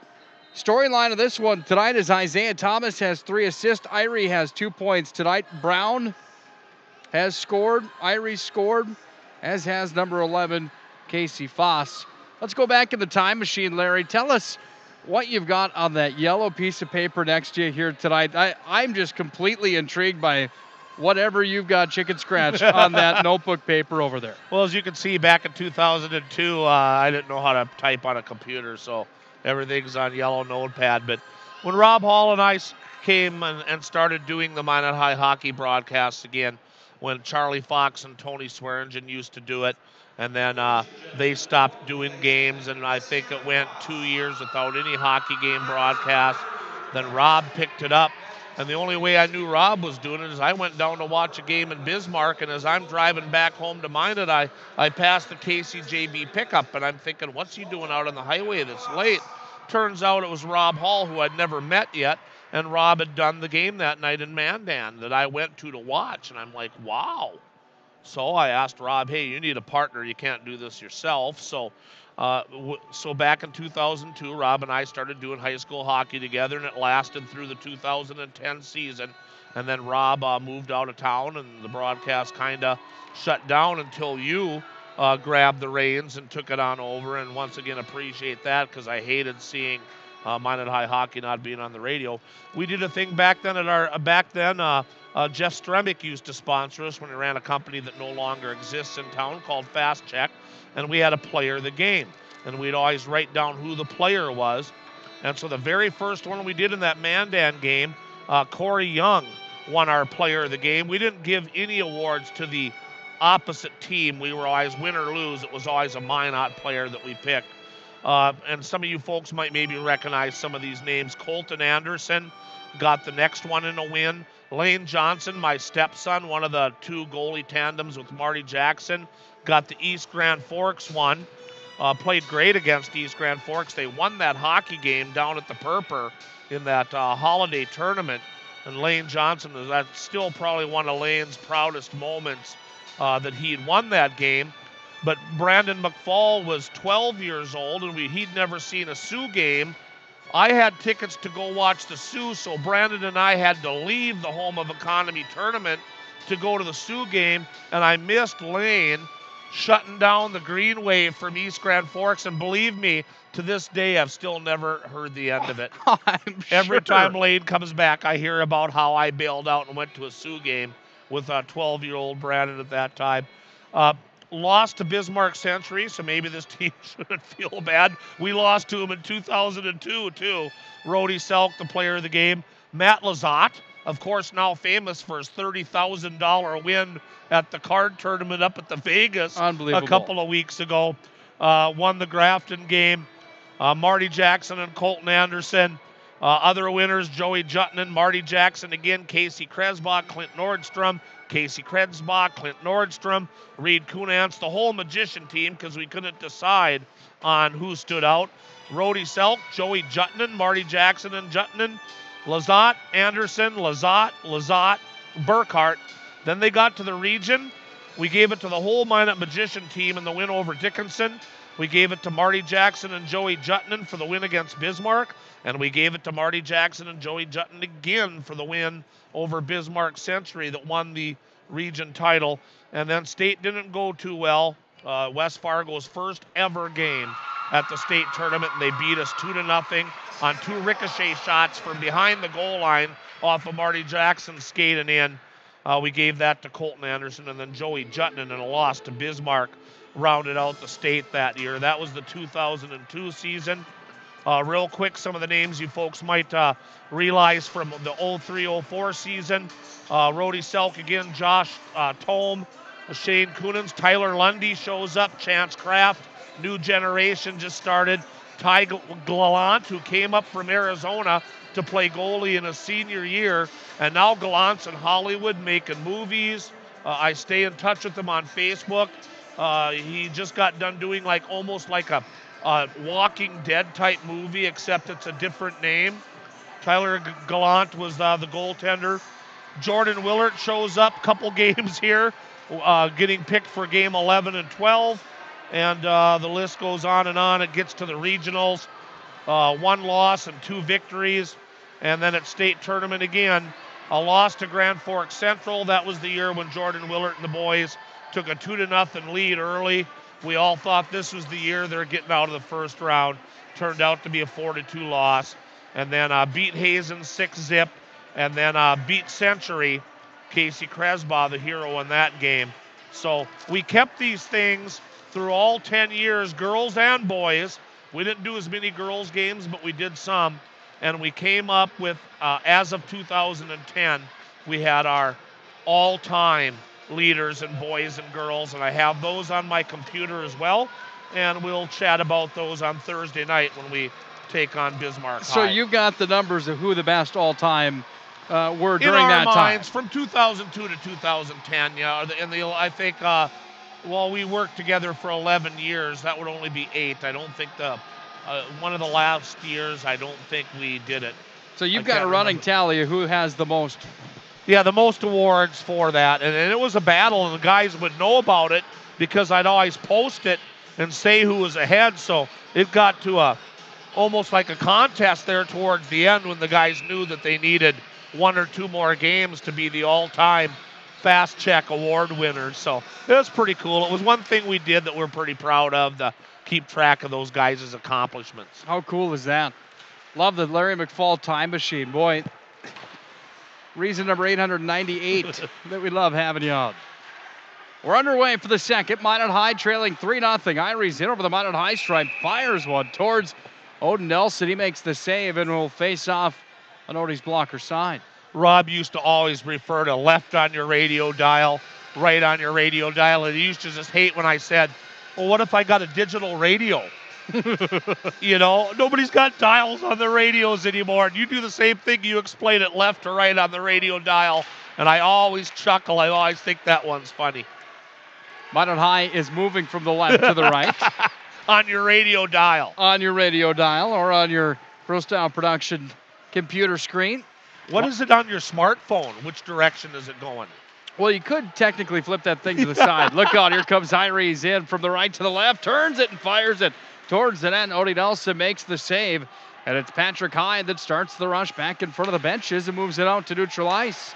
Hyde knocked down. Irie back with the puck, make that Thomas instead in on the one-on-one. He's got a trailer. It's Irie out of the forehead.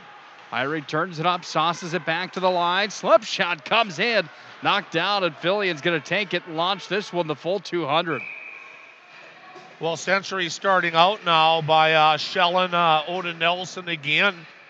That one was blocked by the defense. The first one was blocked by him. The Magicians have to figure out a way to get some momentum and start moving that puck down to the other end of the rink instead of being in the Century shooting gallery right now. Down by 3 with 15:50 to play in the second. The Magicians have control of the puck over to Brent Davis. Couldn't clear the zone, comes back to the point. Connor Hansen whistles one in. Odie Nelson made the save, back to Hansen, sent it in towards the net, went wide. Puck comes back away to Jake Vile near wing, trying to push out to center, he does. Roller comes in on Leininger, and Leininger forced to play it. He has the freshly taped Sherwood stick, goes down and makes the save. And that counts as a save on that squibbler that came all the way in from the red line. It was basically pitched forked in by the Magicians. And Leininger covers it up in the blue paint and gets the face off to his left with 15:29 now remaining in period number 2. Shots at 14-4 in favor of Bismarck Century. The Magicians need to find a way to muster up a few more than 4 shots through 18 minutes of hockey. That's just not enough. Well, they finally got the face off to the left of Leininger. Let's see if they can use this possession in the zone. Deal won the draw back over to Jake Vile. He walked up and fired it right into traffic. Now the Patriots have controls. They take it on the near side wing. Puck handled by Century, and away with it comes Spencer Churchill. Center slot out of his own end, off of Austin Wald, up to center ice, into Minot High territory now for Brandon Schaefer. Schaefer dumped it down to Churchill, back behind Odie Nelson on the blocker side, trying to feed it back in front. Way to the near side wing, Peterson on the retrieve for the Magi, back up to the point. Hansen turns one in towards the net. Save comes out. Shot comes off the glass. What am I trying to say? Odie Nelson made a save after the puck caromed off the end wall, came right to Churchill, and Odie was squaring to it. Nelson looking good so far here in the second period. He's already been challenged with a couple of good shots on goal. This faceoff will come to his left. 14:47 now remaining in the second period. Can't believe you still have the list of who the players of the game were back in 2002. I've got all these sheets all stapled together from every year of the scoring sheets. Unbelievable. It's a museum at my house, Nick. Yes, it certainly is. Here's Nick Brown, offensive zone, center slot. Had the puck taken away by Stenberg, and Stenberg starts the rush out to center. Stenberg lost it. Now he's got it back right in front of the Century bench. Away to Nick Murphy near wing. Murphy over center ice, dumps it off the near boards, and it's into the offensive zone where it's down underneath the goal line. Patriots have control of it again here on the near side walls. Brown trying to clear it out. At center, Broughton has it. He'll just whistle it right back in. Bit sloppy here in the second period, 3 minutes in.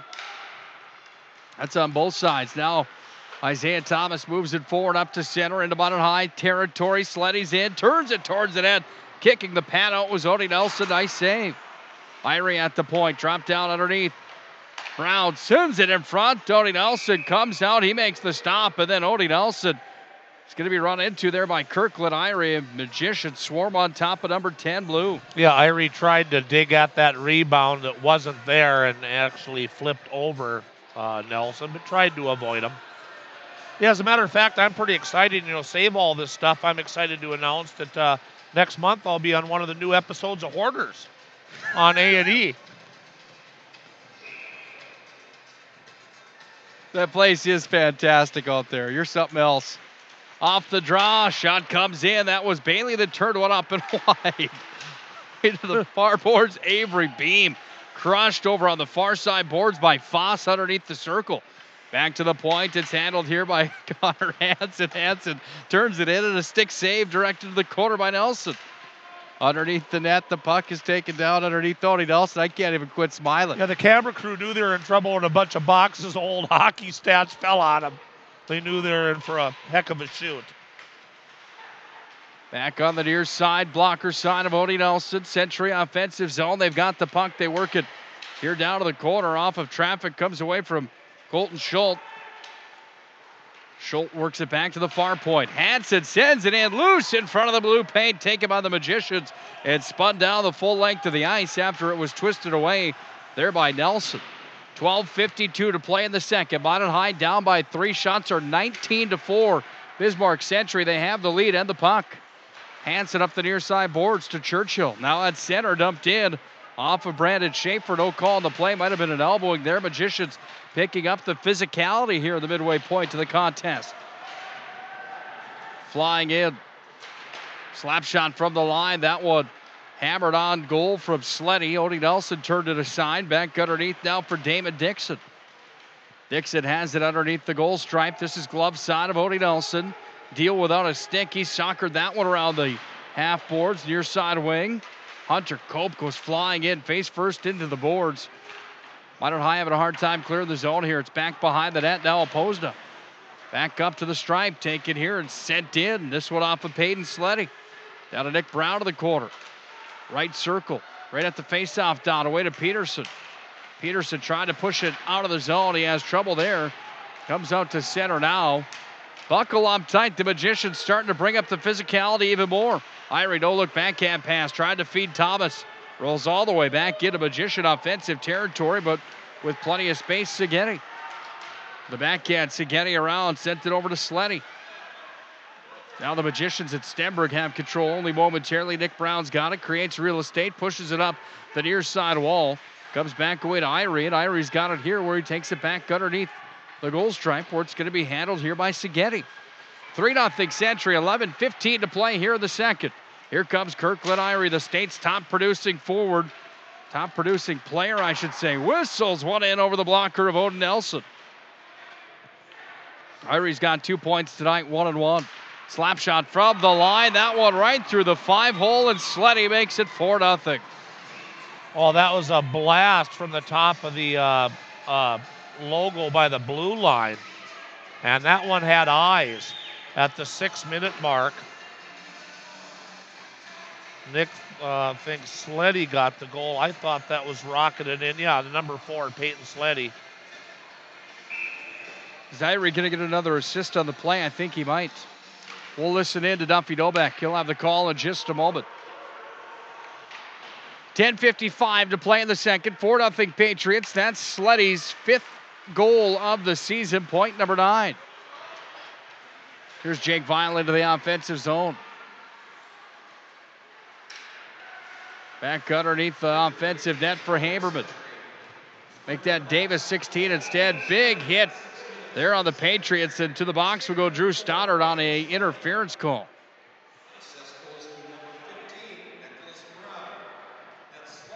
Nicholas Brown with the assist on the goal by Sleddy at the 6-minute mark.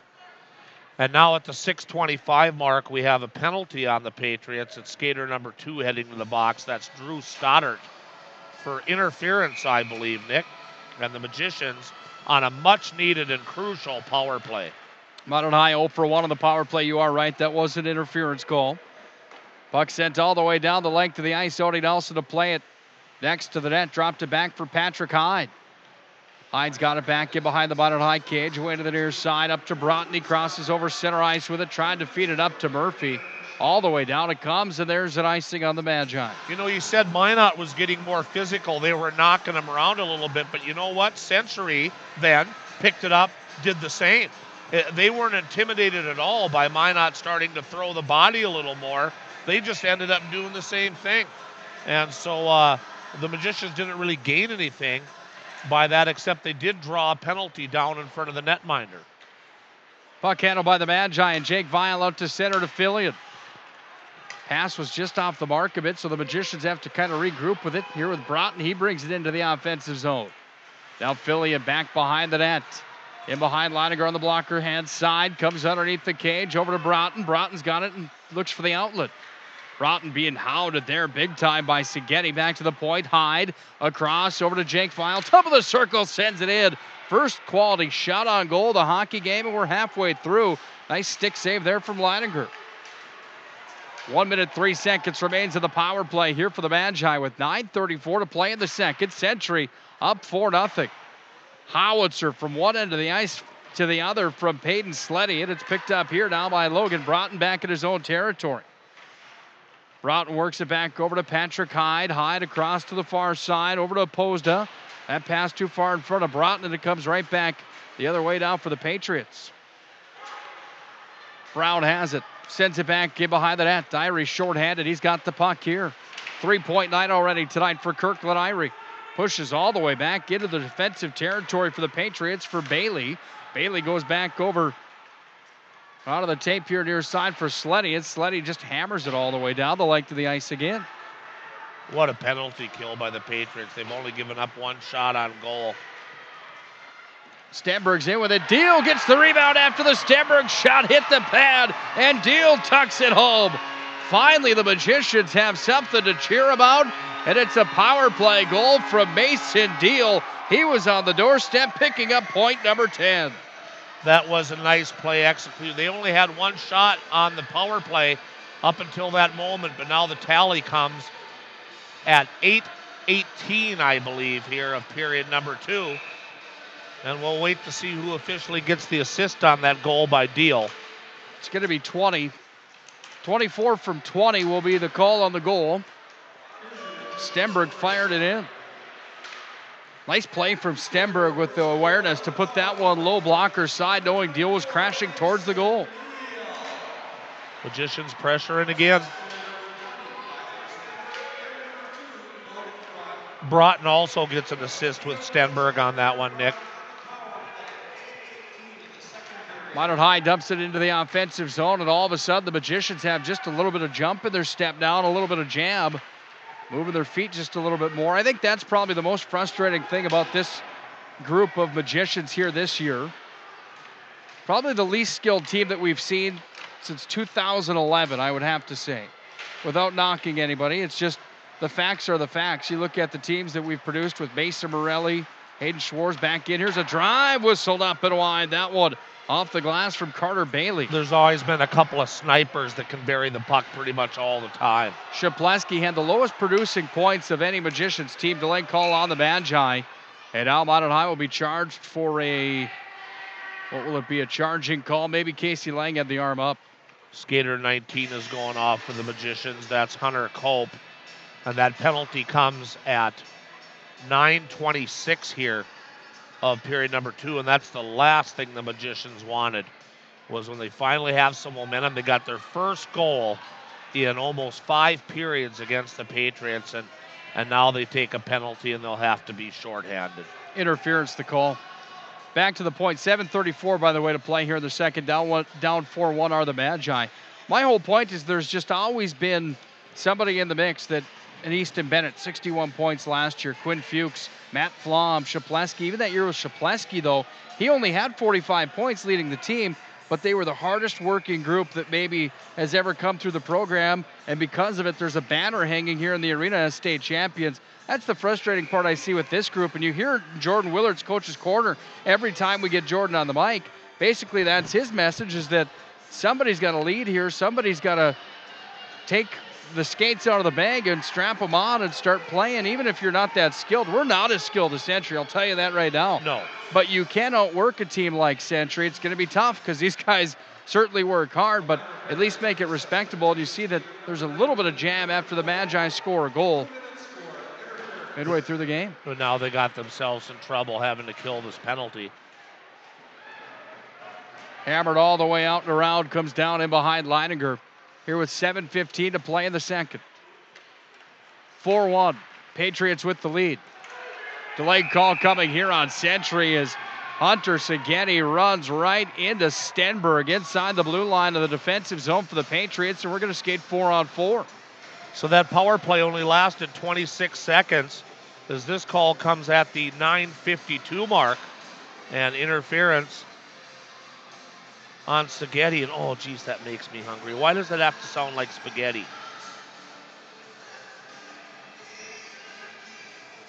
I didn't have my normal Planet Pizza buffet for lunch today. Have you ever had the Planet Pizza buffet?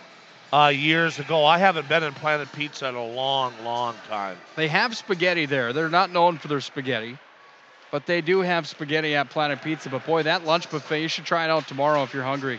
It's fantastic stuff. 4-on-4 hockey as it comes into the Minot High end, right in on Odie Nelson. He'll make the save and hang tight to it. Underneath the right skate of Odie Nelson. And a couple players pile into each other unintentionally behind the net and fall on each other. Vile and number 2, Stoddard, and they get up like gentlemen and skate away. 6:55 remaining in period 2. If you're just joining us on Cars 1390 or on Pro Style Productions online, the Patriots lead in this one 4-1. Team skating 4-on-4 right now, face off to the left of Odin Nelson. Talk about Minot High maybe having the least amount of firepower that they've had in the last, call it 6 years. At the same time, this is a Century team that you have to take a look, and it's been a while since Century's been this good. They have been good before. Leininger, a few others, names escaping me right now, but there's been a few players that have lit it up for Century, but I don't think there's ever been a time where there's been 4 of them that have been this good. With Bailey, Thomas, Irie. Yeah, I think Troy Olsen right now is living the dream as the head coach. He's got it pretty good there on the bench for the Patriots. Rawhauser was the other name I was looking for, Alec Rawhauser. He was on the national scouting. Right. For the National Hockey League of top players in North America. He made the list. Rawhauser, he was deadly for the Patriots. 6 minutes, 8 seconds to play here in the second. Shot comes in from Thomas. It whistles off the bar. Back to the point. Patriots have it again. They're going to turn it towards the net. This one whistled wide of Odie Nelson. Well, Nelson got a piece of that one, and then it hit the crossbar. Isaiah Thomas was crushed by Opposda, as now there's some more hitting picking up, and here come the Magi. It's a one-on-one drill as Opposda brings it up through neutral. Opposed in, fires it towards the net. Leininger makes the blocker save. The Magi go for a 3-for-4 change as the Patriots set up shop and carry out with Foss. Magicians are on full strength and on the power play. Is back into the offensive zone. Drew Stoddart here for the Patriots, but the puck bounced down in the corner. They're going to bring it outside the zone, it looks like. Was this an offsides? It is. You know, it's amazing. I can remember what happened years ago, but I can't remember what happened yesterday type of thing here as I'm 59 years old. And I hope you know the name of the gal in Bismarck that went down and was part of the gold, the Olympic gold win. Maybe I should Google that for everybody. One of the best players on the Bismarck girls team was overseas and helped the girls team win that gold medal just the other day. Here, I'll investigate it, Nick. That name will come to me as well. It's going to take a second. Well, next week. I'm going to have to find it out sooner than that. Patriots are at full strength. 12 minutes into the second. That means 5 minutes remain on the clock. It's 4-1 Century. They have the puck back in their own end with Drew Stoddart. Stoddart had the puck taken away from Stenberg. Stenberg's had a nice night tonight for the Magi. He's one guy that certainly has had the burners on here tonight. Back in behind the Minot High net. Taken here by Logan Broughton. Trying to move it away back over to Stenberg. That's in the right dot defensive zone. Sent it away to the near side wing and rolls all the way down into the right dot in the defensive zone for the Patriots. So they set it up back in behind their own net. Peyton Sleddy away to the near side.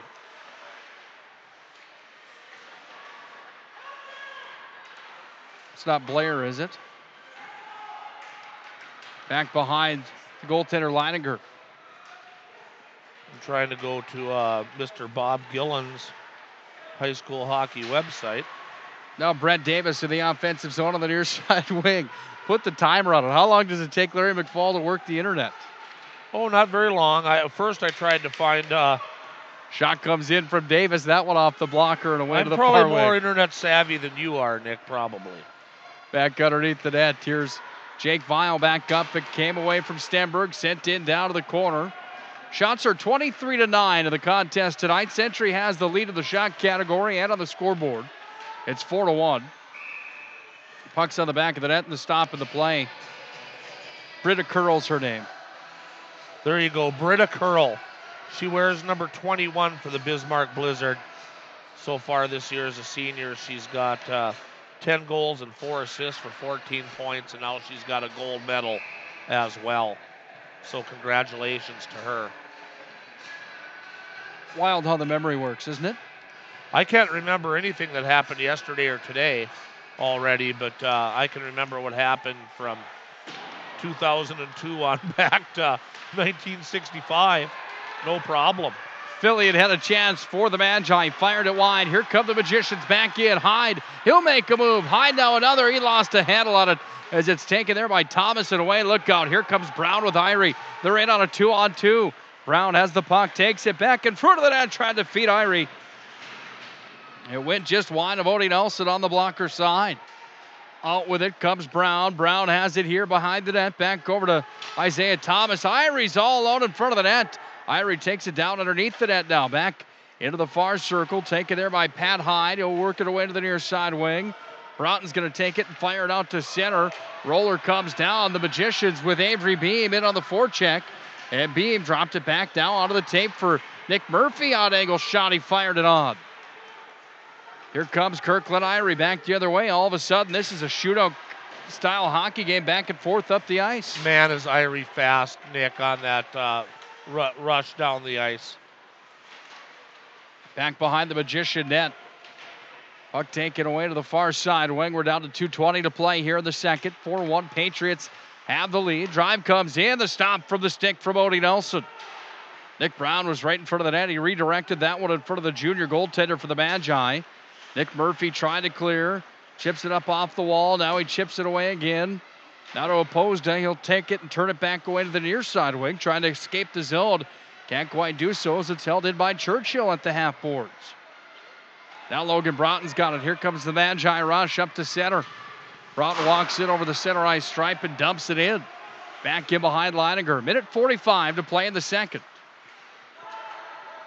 Dumped all the way down. Patriots in on the forecheck. One man all the way into the zone by himself was Casey Foss, but puck got there before him. It's an icing. A good effort by Foss coming out of nowhere to try to chase that icing down. The face-off will come to the left of Leininger. 1 minute and 39 seconds remaining in the second period. The Patriots leading the Magicians 4-1.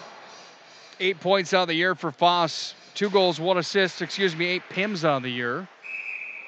He's only got 3 points, 2 goals, 1 assist for 3 points for Casey Foss. Team's goal leader was Kirkland Irie. He had 21 coming into tonight. He was the team point leader with 38 of those as well coming in. I've got those numbers mixed up, I'm sorry. 17 goals was the team lead from Irie coming in with 38 total points coming into tonight. Add another goal and another assist for Irie. Shot from the point for the Magicians. Peterson, that one corralled by Leininger. Nice shot by Peterson. At this stage, you just got to get it on the net and hope for rebounds. That time he did from the blue line, and Leininger did a good job of getting it in the breadbasket and hanging on. And the face-off will come to the left of Leininger now with 1:21 remaining in the second period. Mason Deal in on the draw. He goes up against Brown.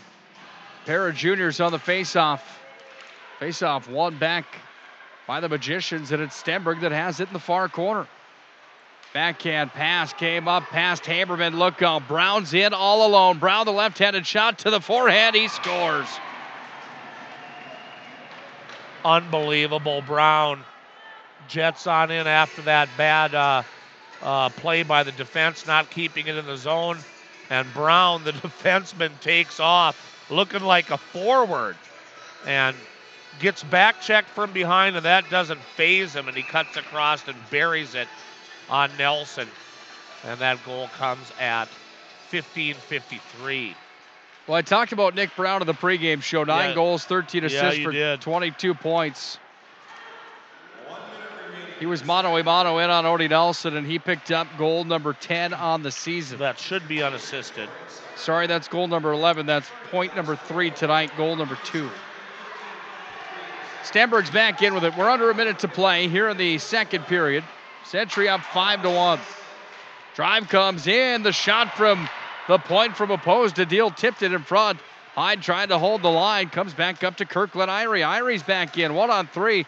Irie makes a move. Then Pat Hyde took him to the ice from behind. And Kevin Wilkes got the call. Then Patrick Hyde over with Isaiah Thomas in the corner. They have a conversation. So Hyde's going to head to the pit of misery. 16:32 the time of that penalty. Hyde then gets in Isaiah Thomas's face and almost draws another one.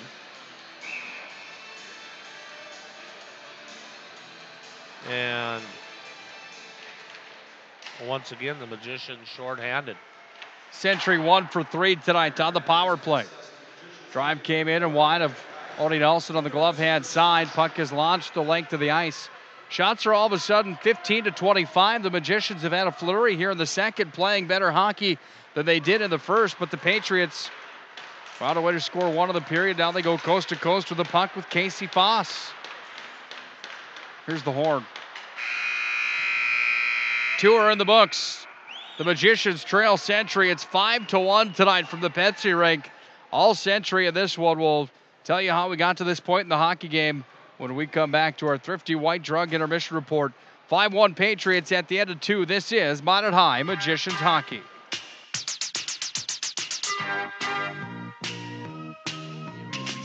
First International Bank and Trust employees are actively involved in helping our customers and communities grow. This is Kevin Vigestad from First International Bank and Trust, member FDIC, equal housing lender. Whether it's coaching a Little League team, leading through involvement with nonprofit organizations, or a proud Beaver booster, know that all of us at First International Bank and Trust are committed to giving back to the places where we live and work.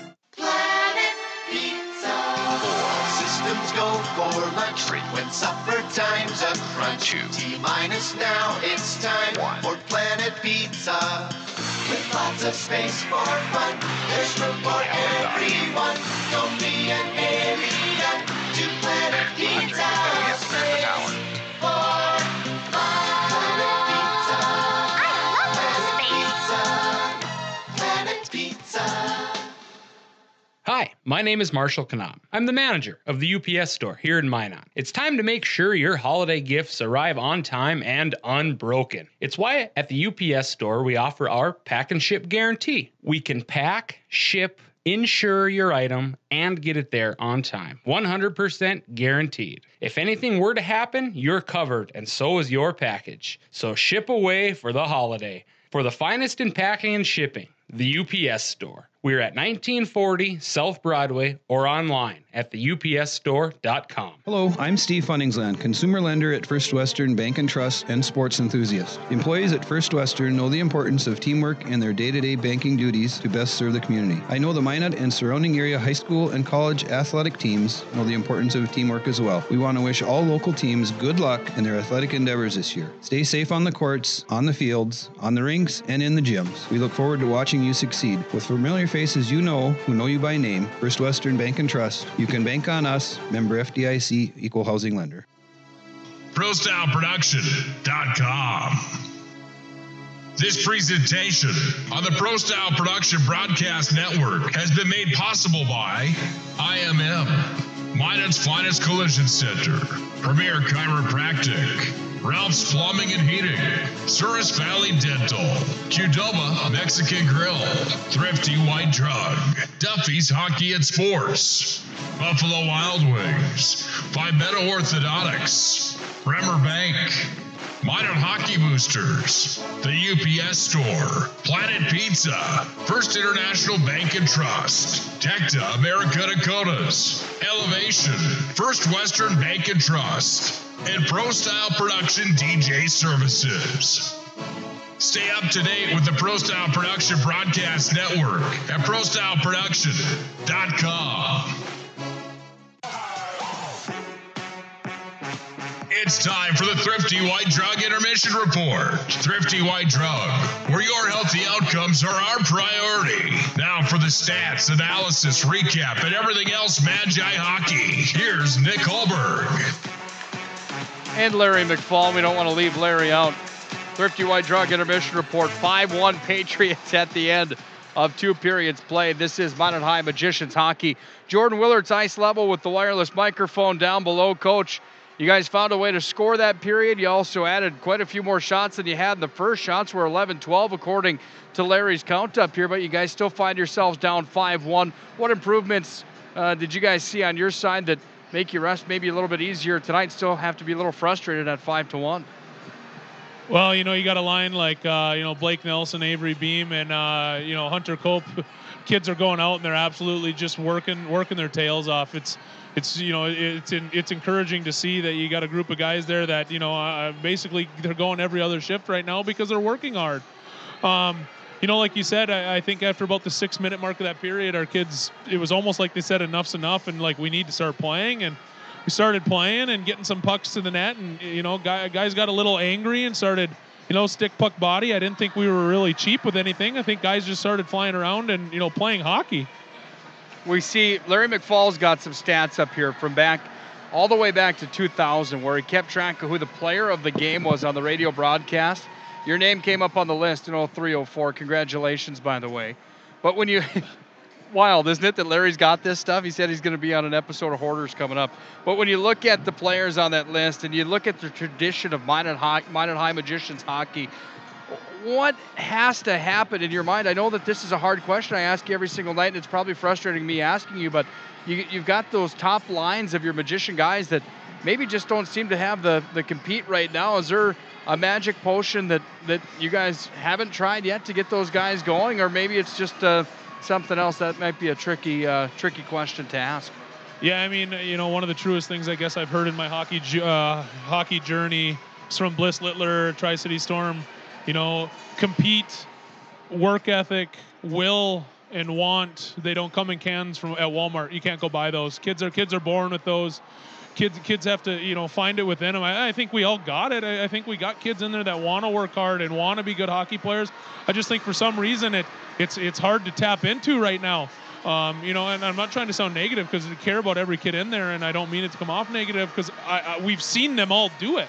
We just need them all to put it together in one, whole get together, one whole game. It's something we talk about. We have good periods or we have good stretches. Like I said, after the 6-minute mark, so 11 minutes of that period, I thought we played well. Problem is, it's a 17-minute period times 3. We need to find it for 3 periods, and I guess championships aren't won in January, right? We're building towards the end of February, and hopefully by then, the kids have figured it out. Somehow you're magical. You answered the question that I tried to ask that I kind of had a hard time getting out of my mouth. That's exactly what we're looking for. Thanks for your time, and best of luck here in the third. All right, thanks, Nick. Hi, Larry. That's Jordan Willert, the assistant coach of the Minot High Magicians. Fun to have him on the air, isn't it? Yeah, it is kind of tough for him to come up with an answer to that question, though, comparing him to, or them to, other eras. You and I talked about it off air. Minot High right now just does not have any pure scorers on the roster that just score goals. I mean, at big rates. They just don't have a Dittus, a Selk, a Willert, a Morelli, a Shaneborn, a Fuchs, a Grubb. I mean, there's just not anybody right now this year. They've got guys out there that can be. I mean, Vile's very capable. He works hard. He's in the senior year. He's leading the team with 14 points, but that would be 6th on a lot of the other teams. They just don't really have the goal scoring. They need to limit mistakes in their own zone with this type of team, play good defense, wait for your chances, and stay out of the penalty box. And I still think the penalty box is just killing them. It killed them down in the Century game. It's hurt them bad tonight because right when they get momentum, they're coming back to the penalty box. So they just have to be a team that doesn't make mistakes if they want any chance of beating some of these elite teams like Davies, Red River Central, Century, and Central. I mean, they just have to put it all together. They haven't done that yet this year against the high-level teams. They have against the teams that they should beat, but they're not doing it against these teams that are favored that they would like to beat. Well said also. Update from the capital city, 4-0 at the end of the second, 39-4 the shots on goal in favor of Bismarck High. They have the lead on Mandan as well. So the Bismarck goalie is sweating it out, is what you're saying? Only with 4 shots. He's made 4 saves. Yes. Do you think he'll shower tonight? It's kind of like you playing broom ball back in the 80s. I dominated. I know you did. Yeah. What was that like back in that time? Broom ball? Yeah. Greatest game ever.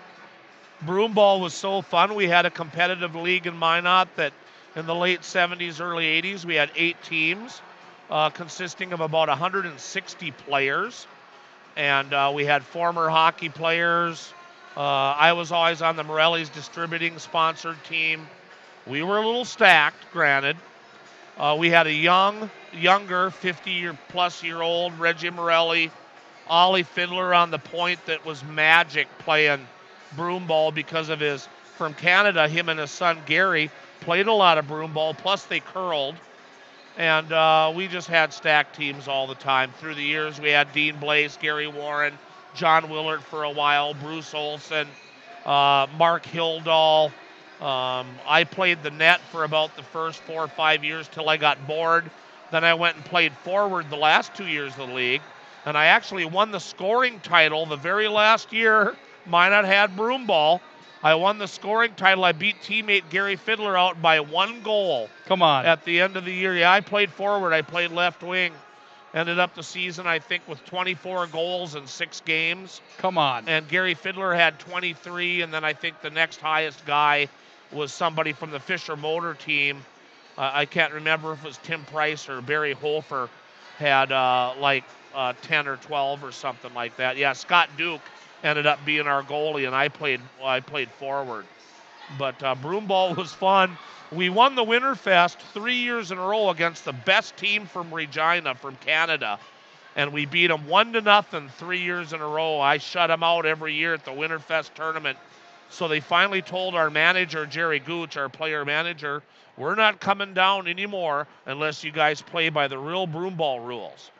Well, the real broomball rules are to play on resurfaced ice, which we never did in the Minot League. We played on scuffed up ice. And a lot of us had the special broomball shoes that have the real squishy sole with holes in the bottom of the foot, like suction cup holes, and the shoe would squish way down, and you'd be able to stop and take off pretty fast with the broomball shoes. But we weren't used to the real ice. And then they also said, we're bringing real broomball nets. And I'm like, well, bring it on. You can bring your fancy big broomball nets, we don't care. So I was used to goaltending broomball in the regular 4x6 we're looking at here. Well, the bus pulls up to the All Seeds Arena, and I see them unloading off the big bus. They open up the cargo thing, and they pull out these huge broomball nets. And I can't remember the exact dimensions of them, but instead of 6x4, they were more like probably 10x6 or so. And I'm like, uh-oh, because I used to always play with right foot on the post, and I could slide to the left if I had to, and I had a deflector and a glove, and I stayed down most of the time and took care of the shots up high. Well, here comes this big net on super slippery ice, and the very first guy, right after the whistle blew to start the game, comes running over the red line, and he does the big whipperoni with his broom and just shoots a rocket. And I came out a little bit, but I was used to being down protecting the regular hockey net, and he just roasts me over my left shoulder. It's 1-0, like 10 seconds into the game, and they beat us 5-1. So, and that was the last year mine had held the Winterfest back then, and so I didn't go out guns a-blazing against the Canadians, but the Minot League was fun, and then things took over. Insurance, the game got a little rough. Dean Blaze kind of got a little aggressive with his broom one night and took a guy out, and the ambulance had to come with the stretcher. And I mean, it got a little rough, and so Jerry Iverson wouldn't let us play the next year when I had the league ready to go unless we bought a league insurance policy to cover ourselves from the hooligans and the shenanigans that was starting to go on. And it also happened in Canada. As it evolved, it got rougher and rougher to where you used to play with a toque on, and that's about it. Well, that when I played wing that last year, I had helmet, cage, shin pads, shoulder pads, everything. We wore everything, gloves, because it was getting pretty rough. Well, then what they did up in Canada is they started playing mixed broomball, and to this day, that's what it's like up north. You can't find male broomball teams anymore. They integrated men and women, so it no longer got so ugly. They tried to police the game by making it mixed. And Minot, we just I think the last year was 1981, and that's a long time ago now. Wow. It would be nice to get a broom ball league going again in Minot, because it's a fun game. It's for people that want to play and have the feeling of hockey, but they've never been able to skate their whole life. So in broom ball, you just wear the special shoes and you're running on the ice, and it gives you a chance for the non-skaters to actually go out and play. And that's what our league was, except for our team was all former hockey studs. So we had a huge advantage just in moving the ball and passing the ball. But it's a sport that hopefully maybe, someday will, come back. This is a goofy question, but is it the same rules as hockey that broom ball is played by? Is it the same Just exact the concept? red line, just the red line. The red line's offside. So you have to be on side as you cross the red line. The blue lines don't exist. Other than that, the rules are pretty much exactly like hockey. But the red line is your offside point. How big is the ball? The broom ball's about the size of a little bit bigger than like a college shot put. If anybody's seen a shot put ball, it's just a little bit bigger. Actually, we have them at Mesa. We have a full set of sticks, broom ball sticks and balls in storage here, because we've had broom ball a few times through the years. When somebody rents the ice and they say they want to play broom ball, we've got all the stuff. But it'd be nice to get it going. It was a good sport. It was fun, and you had to learn how to shoot completely different, obviously, than a hockey puck. And I got so bored playing goal those first 3-4 years of the league that I went out and played out. And what do you think your goals against average was during that time? Phenomenal. Well, I mean, you were the best in the league. In the 10 league games that last year, I gave up 3 goals in 10 games. Hardly ever got scored on. I mean, we were so good. Ollie Fiddler and Gary Fiddler and John Willert, and we went up to Rolla and won a broom ball tournament in Rolla with just 6 guys with no line changes. We had Gary Fiddler, John Willert, Jerry Gooch, Tim Price, and me were the forwards in defense, and Scott Duke was in the net. And we played the whole day in a round robin with 6 guys, and we won the tournament. Unbelievable story. We're underway for the third period. Minot High trailing Bismarck Century 5-1 tonight. Century on the power play for the next minute 12 to start the frame as the Patriots and Isaiah Thomas have the puck in the offensive zone. A drive comes in. Odie Nelson made the pad save, went through the 5-hole, then it's taken away by Broughton. He'll wrap it around the boards on the back behind the net where the Patriots have to come back into their own territory to regain control. Entering the zone now, here's Kirkland Irie. 3 points in the first period for Irie tonight. Drop back to Bailey. Isaiah Thomas, far wall, top of the circle, walks now, center slot, drop down. Irie, backdoor, a drive comes in. Odie Nelson robbed him as Bailey from Irie. What a play that was. Nice save there by Nelson, is once again another perfectly executed play by the Patriots. We didn't talk about goaltender saves in the second period. Odin Nelson had 12 for a 2-period total of 20. And for Leiniger, he had 11 saves in the second period for a game total of 14. Drive comes in from the line. That one off Odie Nelson's mask after the wrister from Bailey. Fired up. It's Carter Bailey that fired that one in off the CCM goal mask. Back underneath the net with 20 seconds on the power play. The Patriots have control, not for long. Fillion takes it. And Fillion launches it all the way down. Leininger up to Nick Brown. Up over center ice. Brown's going to cross it over the Minot High stripe and then back behind the goal line. Brown has it. He sets it up. Sends it in front to drive. Carter Bailey robbed by the pad of the Magicians. Kill off the Century power play. Nice net minding by Nelson.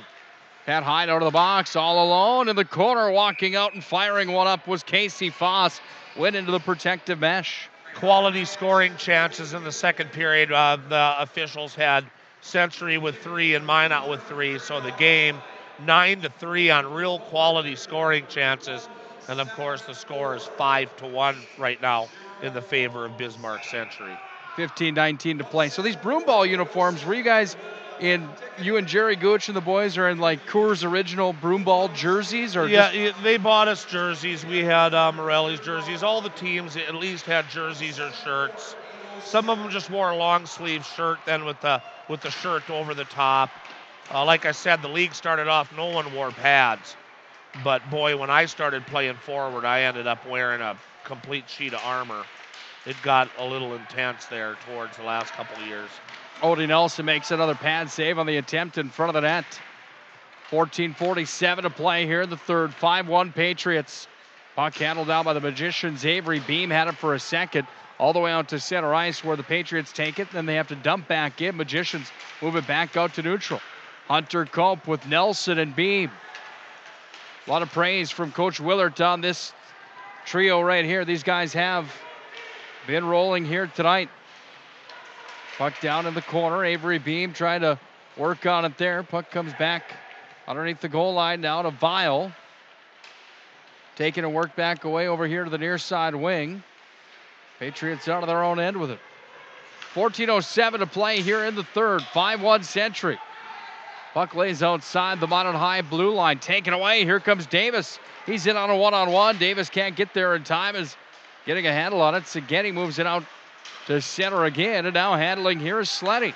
Sleddy back over Kirkland Irie. Backhand, no look pass. Got that one onto the tape momentarily for Skibicki. Haven't heard Skibicki's name yet tonight. A drive comes in and went wide. That's because you haven't said it till now. Puck handled now That's by... why you haven't heard it. Skibicki's got it again. Trying to move it back in front. Davis handles here. Davis over to Vial. Now Deal's in on a one-on-one. Deal takes his time into the zone. Tried to fire to head forward. Comes back away to the near side wing. Comes back at the half boards. Trying to work it back out of the Patriots. They do with Thomas. Right in front of Troy Olson's bench. 13 years for the Patriots at the helm. Ole's a great guy, too, by the way. I always enjoy our conversations. Oh, yeah. Yes, he is. He was on the internet when I got here. He's up on his laptop. And I walked up to him and I said, "Hello, sir. I hate to tell you this, but internet for you will cost you $9.95 a minute."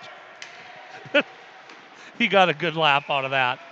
Drive comes in after Peterson rounded into the offensive zone. And Troy, of course, coaches baseball in the summertime. He was Century's coach. I believe he's Bismarck High's baseball coach. It's a little weird, I think, but at least it was a few years ago. He was at different high schools for different sports. But he's really excited to see the new Corbett Field here in Minot now that we've put field turf in the whole stadium. He said he can't wait to come up here and play on that. I have mixed reviews on that. Casey Foss is in. Foss turns it towards the net. Big pad save, Nice. Odie Nelson. Back the other way for the Magi. Stenberg has a man streaking. That's Murphy. Sends it over. No one there. Odie Nelson yelling at Casey Lang all the way up the ice as Casey Foss got into Odie Nelson on his 28th stop of the night. Out comes Philly and turns it towards the net up and wide. Here's a drive coming away that hit a shin pad in the Minot High offensive zone. The only reason I say mixed reviews on the new Corbett Field, I'm excited that turf is going to be fantastic. Stenberg back in with an offensive zone. But part of Corbett Field, the legendary Corbett Field that made it so great, was the grass lawn that used to be there. And you walk on it and you could just smell the fresh grass when you come to the ballpark. But times are changing. The maintenance costs are getting pretty expensive, and the flood did its damage to the field, and they just decided.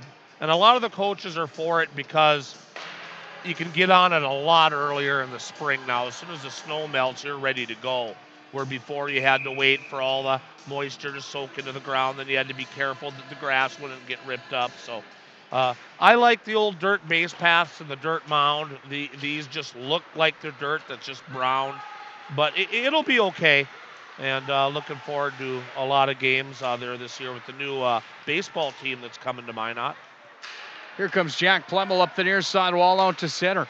Plemmel's been a bit quiet here in the second half of the season. Turns one towards the net. He makes the stop with 11:26 to play in the third, down by 4. The Magi. That's Leininger with the save. In fact, there's a sign here on the boards. Baseball is back in Minot. The Sabre Dogs are here. It's been 20 years, now 21 years, since I ran the Minot Mallards as the operations manager for Jim and Verla Rosted and Ken Keller. And it's just nice to have that high-level baseball back in town. That's going to be a lot of fun. You and I should get season tickets. Think about it at least. Centering feed, Deal didn't get anything on the one-timer from Vile. Comes back in for Bailey. He turns one towards the net. The stop is made from Odie Nelson. Could get in the gate with that, baby. Yeah, I see that you still have a ticket to Corbett Field. Big elbow right in front of us. Davis was crushed by Casey Foss. No call on the play as he dumps it into the offensive zone, and the Magicians are on the chase. 10:53 to play here in the third. 5-1. Minot High trailing Bismarck Century, courtesy of Kirkland Irie's goal at 9:01 remaining in the first period. He assisted at one at 6:59, and then at 2:37, he was on the board again. Centering feed. Deal had the chance. He ran right into the goaltender. Deal. The goalies are not happy tonight. They both felt that they just got run over within the last 4 minutes. Brett Davis fires this one out the length of the ice, and down it comes. Comes back away to the near wing, taken by the Patriots up through neutral. Stenberg's back on the retrieve with it. Stenberg up the near side wing, moved it up the wall. Then it's going to be taken by Nick Murphy. He dumps it into the offensive zone. 6 minutes, 55 seconds into the third. Minot High down by 4. Peyton Fillion on the far wall took a heavy ride there from Sleddy. Did you think that should have been a call? No, I think the puck was just leaving, but it was a big hit. Odin Nelson says no on that close-in shot by skater number 16, Carter Schoenberg. They stopped from Odin Nelson. 9:51 remains here in the third period. The Patriots still basking in their 5-1 lead, doubling up the shots on goal, 34-17. Top unit back up for the Patriots. Brown with Irie and Thomas. They go against the Nick Murphy line along with Fillion. Stenberg, the other winger out there for the Man Giants. Broughton back on the back end, trying to move this one up to center. Up to Fillion. Look out. Murphy's hit on a breakaway. Murphy in all alone. He fired it wide. Murphy had the chance. The puck was on end. The rolling, fluttering puck. It just wouldn't sit down for him. Sent just wide on the blocker side. Now Irie's going to have a chance. In on a look at Odie Nelson. Closing the gap was Broughton, so Kirkland Irie's going to have to go for a stroll in the corner with it. He'll drop it down away to the far side, top of the circle. Puck comes back out to neutral ice. Zaya Thomas back to Kirkland Irie. Irie fires one in. It's up and wide. Back to Thomas far wing. Now Logan Broughton works it away back to the near side to Pat Hyde. Avery Beam crunched here on the near side wall by Seghetti. Dump back, give behind Odie Nelson. Shots are 34-17. Century leads 5-1 also in that category with 8:43 to play here in the third. Into the offensive zone with Hunter Cope. Back the other way for the Patriots. One end of the ice to the other for Colton Schultz. He'll take it down behind the net. Schultz away to the near wing. Dropped it down over to Drew Stoddart. Sent back in front. Now Avery Beam moved in ahead. Hunter Cope's got it again. Cope fired that one right off of Gar McCrimmon, the linesman standing at the blue line. That hurt. That's not a fun job, is it? My. That stung him there. Patriots wait to touch up on the onside with Carter Bailey. 8 minutes on the dot to play in the third. Up by 4 is Century with Peterson hammering off the glass. This one will roll all the way down. We'll have it icing. And real quick, I'd like to share my condolences with the Jaden Martin and Levi Bjertness families. They lost their grandmother here earlier this week from the Minot High hockey community and the hockey family of the Magic City. Sharing our thoughts and prayers with you fellas and your families here at this hard time. Face off on Odie's blocker side. 7:53 to play in the third. 5-1 Minot High. Logan Broughton pinched up there by Churchill. Stenberg trying to get a handle on it. Puck comes back away now to Murphy. He's hooked up on the play. Boy, Murphy took the stick of Patrick Hyde right around the neck. That looked like it hurt. On accident from Hyde, his own teammate, of course. Puck rolls all the way down, length to the ice. Icing waved off with 7.5 to play in the third. If you're the coaching staff for the Magi right now, what are you looking to get out of this final 7.5, Larry? Well, I think they're getting what they want right now. They've limited Century, obviously, to no goals in this period so far.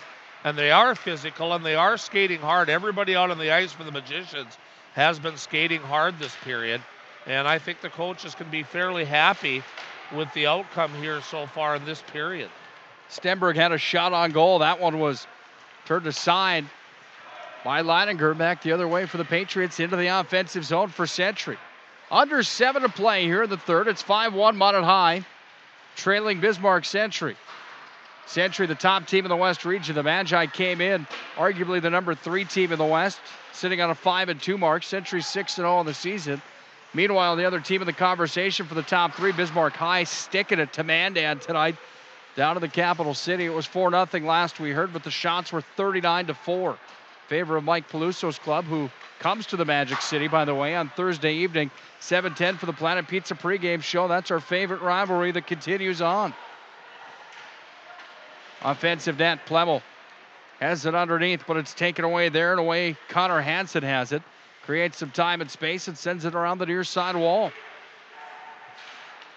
Back on to neutral ice. Puck comes all the way down. In on Odie Nelson's blocker side. It was 6:03 to play in the third, and icing called. Minot High down by 4. You know, you talked about the referees being, you know, it's a real tough job. And it's also changed a lot. When I refereed high school hockey for 12 years, the glass was shorter. It was 4-foot high glass in all the rinks. So we did what you call glass climb if we had to, pull ourselves out of the way. Nowadays, with the 8-foot, 6-foot glass on the sides, these refs have nowhere to bail out and nothing to pull themselves up on. And lots of times they really take the brunt of the sticks and the pucks. Boy, I was watching the Beavers game the other night. Eric Steele was ref in that game. He got absolutely tattooed with one on the lower back. He was in pain for about 3 minutes. Drive comes in front. Kirkland Irie from Thomas. Nice save. Oh, he stops the play. Yeah, with the 4-foot glass, you could get out of the way. You could, and the ledges that we used to have on the boards, you could pull yourself up and get your skates up on the ledge. Now that doesn't happen, and you're at the mercy of just making sure that you try to get out of the way all the time. Off the draw, offensive zone for the Patriots, far side. Sleddy fired one towards the net, knocked down there. Next up for the Patriots, they're at home on Friday, the 19th of this month, just in a few days. They take on Mandan on their home ice. Game time 7:15 in the capital city. The Mandan Braves across the river at the VFW Sports Center. In girls hockey tonight, Bismarck just took care of Dickinson 7-0, and Dickinson and Jamestown are battling. That's Dickinson 5, Jamestown 1 at the end of the second period. Davies, after 2 periods of play in girls hockey, Davies leads Jamestown 7-1. That's the only thing that scares me, Larry, heading towards tournament time. If Minot High finishes third inside the West, that would mean if it all played out the way it should, they'd play Century. Drive comes in. This one goes off of Leininger. Where is it at? It might be stuck in Leininger's pants. How would that work out? Minot would be the 3 seed. They would take on the number 6 team in the West region. And after that, they would run into Century. 2's eyes and 3's bracket, 1 and 4 are together. So they would bump into Bismarck. It would be Bismarck High probably. It'd be Bismarck in that High. second game. If Minot takes the 3 seed going into the region tournament. Drive comes in. My point being is that semifinal night could be a tricky one with Bismarck High. Here's a howitzer lined up from Hyde. That one caught the shin pad of Schaefer. That hurts. And Schaefer's limping to the bench. He's in all sorts of pain. That does not feel good. Jake Violin with a drive. The stop is made from Leininger. Minute 25 remains on the call. That's off its moorings on the call to Century skater number 2. That's Drew Stoddart in the box. Point being is that if you don't get through the semifinals of the region tournament, you're going to be playing a Jamestown or a Dickinson to go to the Grand Forks. Big dance. Yeah. That's scary stuff because that Dickinson team led by Joey Pavic, he's in the top 6 in scoring in the state. And Jamestown's goaltender, Matt Schneider, is arguably the best in the West. Oh, by the time you get there, though, that's just the way it is. In regional, you have to win 2 games out of the 3 you play if you want to go to state.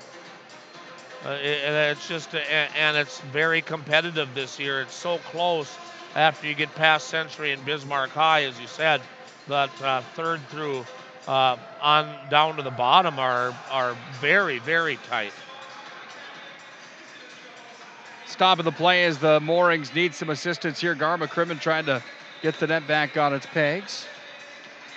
Minute 23 on the Magi power play. 4:44 left in the third. It's 5-1. So back to this broom ball stuff. Was there all on fist fights and stuff? Would that ever break out? You're talking it got real physical No, at times? it got a little rough, but more it just got physical, and you got a little rough with the brooms, and the slashes started and the taps on the pads just like in hockey. Well, if you were out there just with sweatpants on, man, and a lot of the guys did it. I was amazed at how many guys in that league played just with beanie caps on and maybe hockey gloves, and our team, though, we pretty much were all decked out with hockey gear. It got pretty evident that the brooms were just like hockey sticks after a while. If somebody's leaving in a stretcher, obviously things were brewing one night. That kind of a wild end of that story. And speed could kill in broom ball. If you had a guy that could run like the wind on the ice, you had a huge advantage. And we had a couple guys that were really, really fast running on the ice, getting the ball down the ice. Irie takes it away there from Pat Hyde. Odie Nelson bails him out of jail on that stop. 5-1 still with 4 minutes left. I don't know if he's listening tonight. I told him about the online broadcast, but Mike Littler down in Arizona, former physical education teacher for years in Minot, back in his prime when he was in his 40s and 50s, that boy could get down to one end of the rink and the other fast. And it really helped to have guys like that. Ruby Riley, very fast on the ice when he was younger. Mason Deal up to Brett Davis into the offensive zone for the Magi. Taken away by Nick Brown, and Brown whistles it off the glass and all the way down. What's more impressive tonight? Bismarck Century's top 3 point producers or their penalty kill? Oh. Irie took one right off the side of the knee, make that 11 instead. That's Casey Foss. Was hammered by a hard slap shot from Sleddy on the icing attempt. And Foss is still limping. He's going to limp all the way over to the bench. Was that ankle or knee? There's going to be a mash unit. Oh, jeez. He might even hurt himself worse flipping over the boards. There's a mash unit going on over there on the Century bench. Walking in with it, Stoddard turns it towards the net. Odie Nelson makes the save as make that Colton Schultz that was denied. 32 of them tonight for Nelson. Stenberg had the shot. Puck came to Hertz at the line. He mishandled it. Taken back away by Stenberg. He gave it right onto the tape for Sleddy, and Sleddy's in. Sleddy turns it towards the net. Might have hit the glove of Odie Nelson. Yeah, you got a piece of that. They didn't give him credit with the shot on goal on the score clock here tonight. Puck comes back into the defensive territory for the Patriots with Carter Bailey. Bailey back over to Peyton Sleddy. Sleddy up to center ice, walking in with it, Damon Dixon. Shots are 37-22 in this one tonight. The Patriots lead 5-1. Scoreless third period, though. And I think that is that's going to make Jordan Willert and the coaching staff, Bennett and Grubb, happy, I believe. Puck comes back up to the top of the circle in the defensive zone for the Magi for Avery Beam, who tries to clear.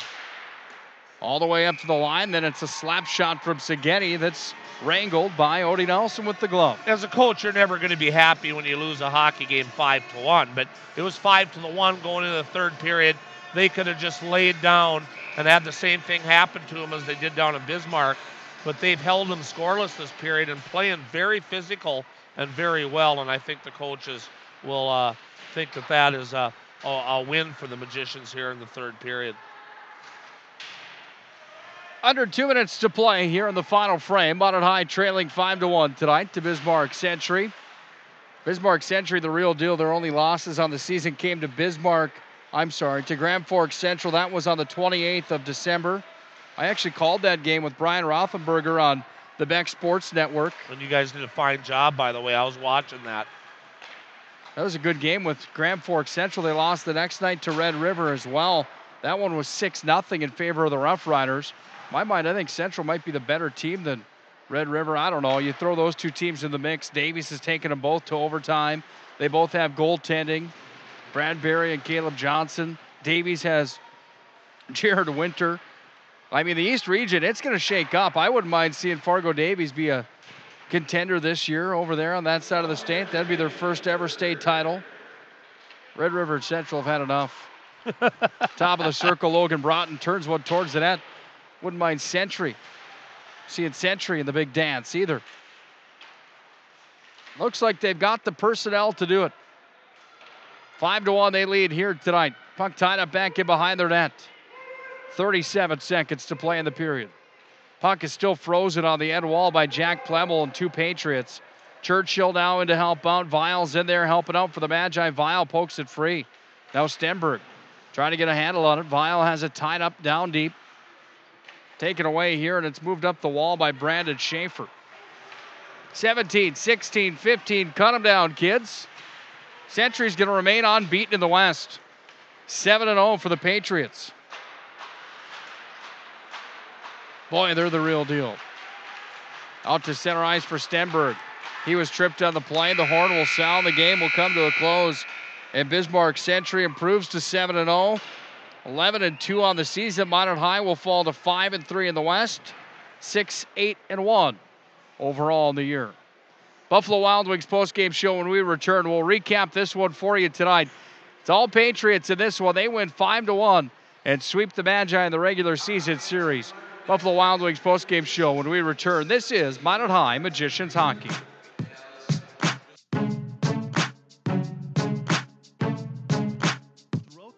Serve. First International Bank and Trust employees are actively involved in helping our customers and communities grow. This is Kevin Vigestead from First International Bank and Trust, member FDIC, equal housing lender. Whether it's coaching a Little League team, leading through involvement with nonprofit organizations, or a proud Beaver booster, know that all of us at First International Bank and Trust are committed to giving back to the places where we live and work.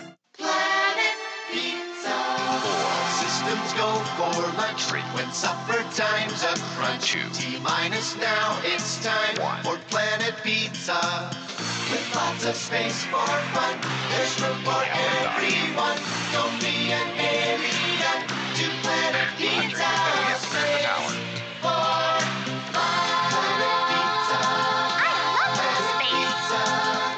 Planet Pizza.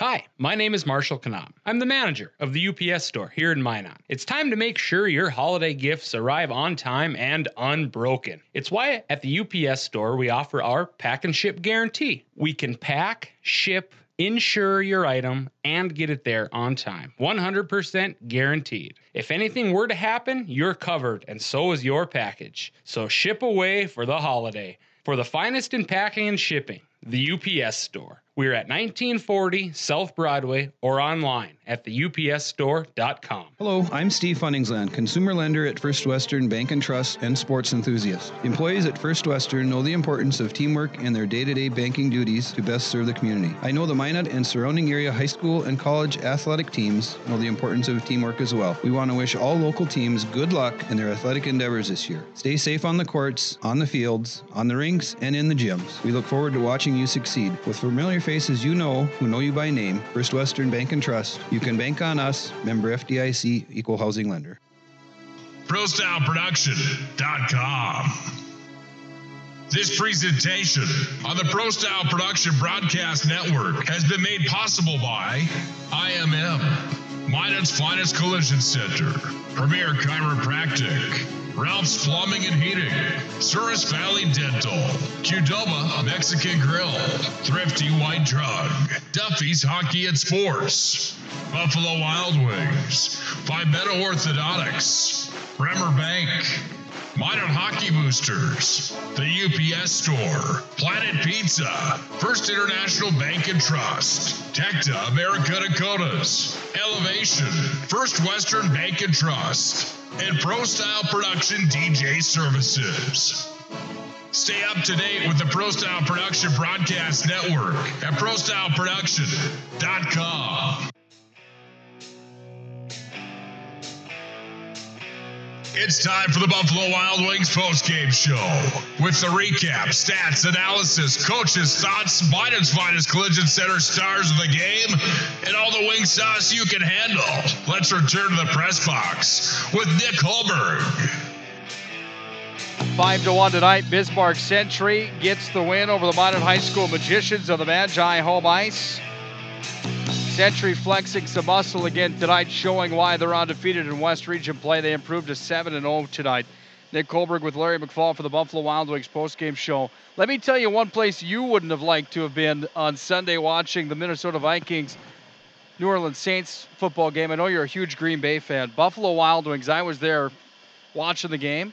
My, oh my, that was a madhouse, watching people laughing, crying, screaming, punching walls, celebrating, throwing drinks in the air. It was unbelievable. It was a crazy ending. It was unbelievable. Yeah, I'm happy for the Viking friends that I know that like the Vikings. They've had so many heartbreaks through so many years. As a Packer fan, I always give them grief and go, well, how many rings do you got? You haven't won one since 1961. You know, I ride that pony a lot, but I did feel sorry for when New Orleans kicked the field goal, 25 seconds left, because everyone was so fired up for that Viking game. The Viking fans were, and it looked like, oh boy, here we go again. And I mean, seriously, third down and whatever on your own 39 with 10 seconds left. There's absolutely no way you should get a touchdown on the next play. I told my son, I go, well, all the defense has to do is not have a brain melt. And then they had the brain melt. It was unbelievable. But yeah, so if you're at a place with a bunch of fans like that, to where they're just desperation, they're hoping the guy catches it and steps out of bounds and has 1 second left to possibly maybe hit a real long field goal to win it. And next thing you know, the Diggs is sprinting down the sidelines to win it.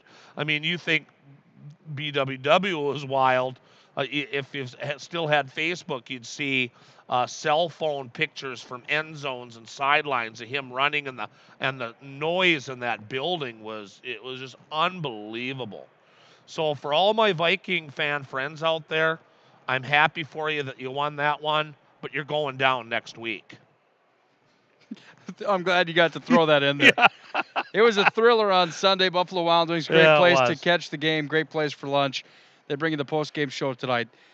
Nothing exciting like that tonight. This was just a West Region hockey matchup that saw Bismarck Century coming in with the state's top-performing producers, and they didn't disappoint tonight. If you were here to watch Irie Brown, Isaiah Thomas, and Bailey, why don't you give us the recap of how we got to 5-1 tonight?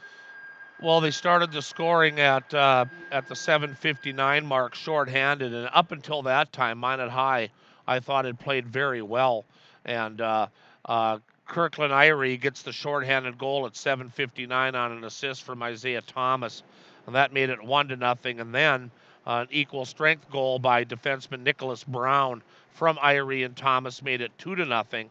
And that's how the first period. No, they got another one at 14:23. A real nice play by Casey Foss, burying a pass from behind the net from Thomas that made it 3-0 on the power play there at the end of the first period.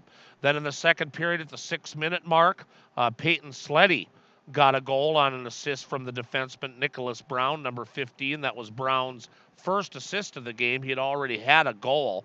And then Minot High strikes at the 8:18 mark, a goal by number 24. And Mason Deal got the goal, and the assist credited to Stenberg and also Logan Broughton on the power play. Cut it to 4-1, but then Century retaliates about 7 minutes later at the 15:53 mark, and a goal by skater number 4, Peyton Sleddy, again, his second of the game, unassisted, made it 5-1, and we had a scoreless third period. The statisticians had Bismarck Century for 12 quality scoring chances. They had Minot High with 3. Penalties, 6 on Century for 12 minutes. The Magicians a lot better this game. Only 5 penalties for 10 minutes, where before down in Bismarck at that game, they really got abused in the penalty box. So the Magicians doing a better job tonight of staying out And one more time, goaltender saves for the game. Odin Nelson had 8 saves in the first, 12 in the second, 14 in the third for 34, while Century's Leiniger 3, 11, and 10 for a game total of 24 saves. Jordan Willert now joins us for another Elevation Coach's Corner, ice level. And Coach, you just got to hear Larry give the recap of the hockey game. Much better improvement as that game went on tonight. There's plenty to take out of that third period, maybe the second half of the game. You take away that first period, all of a sudden you're looking at a 2-1 tilt tonight. Your thoughts overall in the contest? Is that a fair way to look at this heading into Bismarck High Thursday, is just looking at the second half and building from there? Oh, it's exactly what we said in the locker room, Nick. I mean, you just hit the nail on the head there with a hammer. 2-1 hockey game after, a first period where, we struggled at times. But if we can bring intensity like we did there in the second and the third, I think, some bounces and some things might go our way against Bismarck High.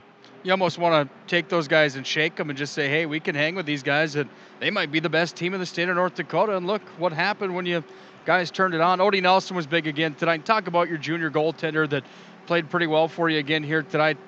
It's a must-have for him to play well the way he did again tonight. Yeah, I mean, 100%. I mean, there's a couple there. I'm guessing that, Odie would like to have back, knowing the kid he is. He's a hardworking kid and cares a lot about it.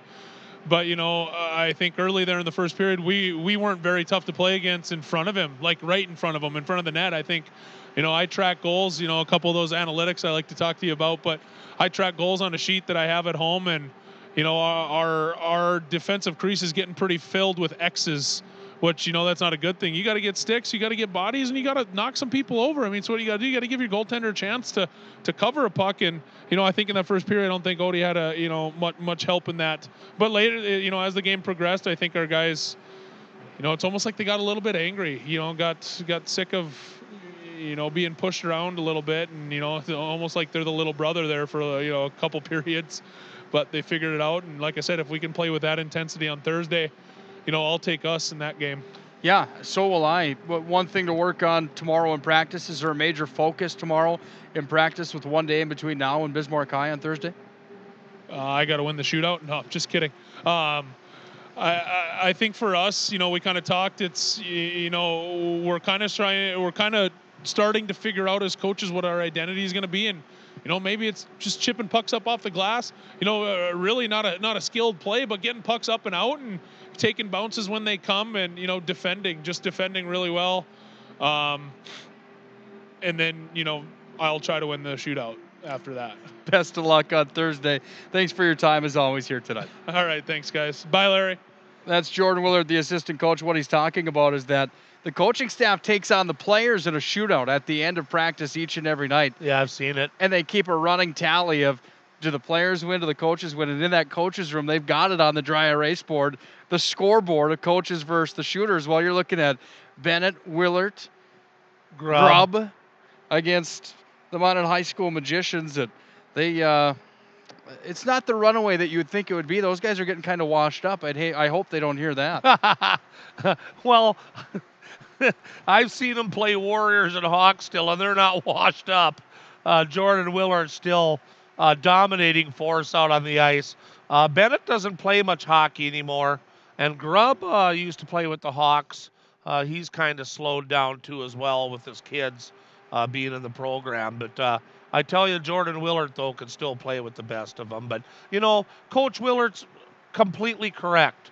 They started off the game kind of watching. After that first 7 minutes, when I thought they were playing well, they gave up the shorthanded goal.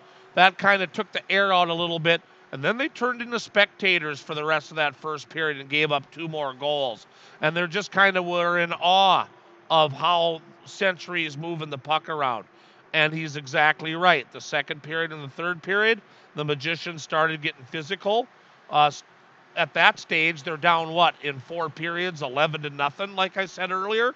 And all of a sudden now, they're playing with them.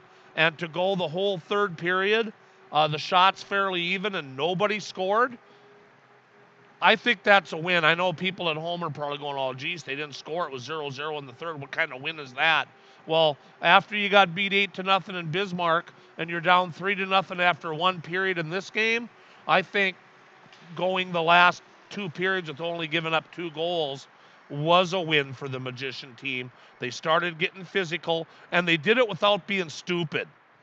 In the Century game down there, they got physical and they got stupid, and they ended up in the penalty bus all night long. Tonight, Bismarck Century actually had more penalties than Minot did.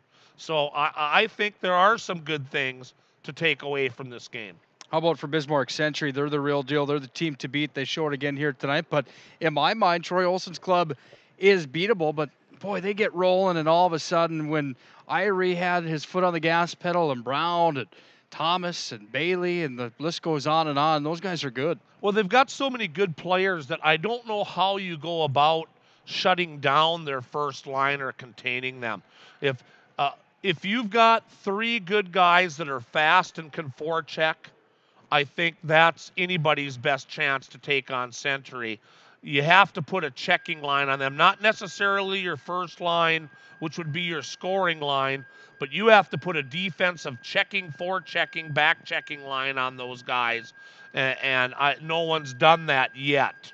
But that's how you beat Bismarck Century. So if you're Century, you got to be pretty happy. You didn't score in the third period, yet you did enough to win on the road.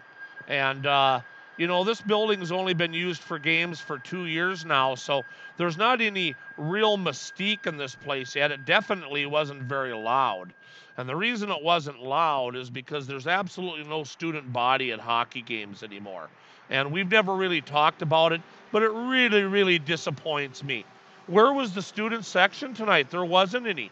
The cheerleaders are cheering to about 5 people over there. All the adults are standing on the rail or sitting on the rail. Where's the student body that makes noise, that makes your building a hard place to play? We see it with the Toros. We see it with Minot State. Minot High doesn't get any student body at their games. Granted, it's a Tuesday night, but high school hockey's been playing on Tuesday and Thursday nights now for a long, long time.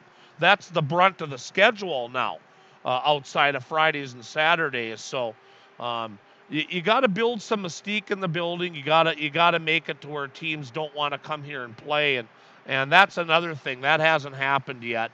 And so when Century comes here and plays, it's a quiet rink, and I think they need to eventually get some mystique in here and get some noise going. And it's just too bad that we don't have a student body anymore. And hopefully for the West region, some Minot High youth fans, I'm not talking parents and adults, youth fans need to show up and make some noise at these things, and hopefully that'll be the case at regional. But Century's sitting pretty, and Troy Olsen knows it.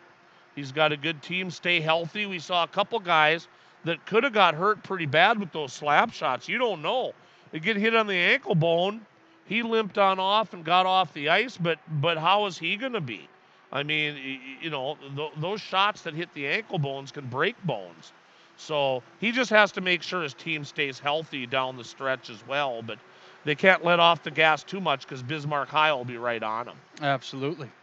It's the Buffalo Wild Wings postgame show. One more segment to come. We'll name our stars of the game next. Minot High falls tonight 5-1 to the Patriots from Bismarck High. This is Minot High Magicians Hockey.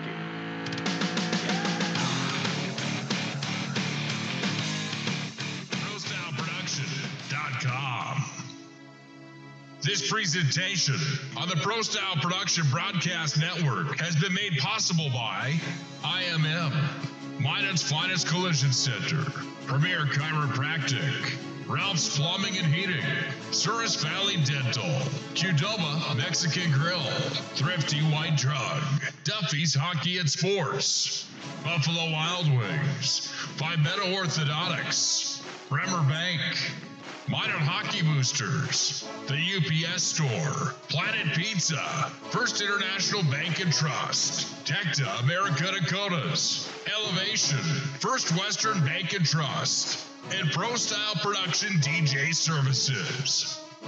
Stay up to date with the Pro Style Production Broadcast Network at ProStyleProduction.com. Let's go back to the press box for more of the Buffalo Wild Wings postgame show.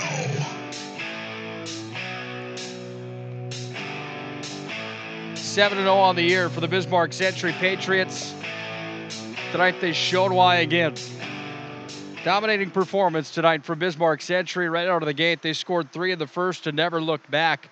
They win tonight. It's the Buffalo Wild Wings postgame show inside the Mace Arena Pepsi Rink. Getting geared up for a Thursday night matchup now for the Magicians and Bismarck High Demons. But before we do that, we need to announce tonight's Minot's Finest Collision Center Stars of the Game. It's time for the Minot's Finest Collision Center Stars of the Game. Minot's Finest Collision Center. We are Minot's Finest.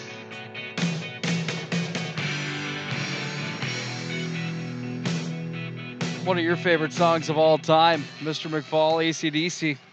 Tough choice tonight. Plenty of guys that are deserving of this one. It's going to be Bismarck Century lopsided on the Stars of the Game. Tonight we'll have one magician in there, as we always do, just to keep a running tally of who that would be. In your mind, Odie Nelson deserves credit tonight, doesn't he? He saw plenty of rubber, and if he didn't make the saves he made, that thing could have been blown wide open early on. Yeah, 34 saves, a nice performance tonight by Odie Nelson. We gave him the number 3 star of the game for the Magicians. As Coach Willard said at the start of the game, he's got to be 90% save for the rest of the year if they want a chance of beating some of these teams. And he played pretty solid tonight.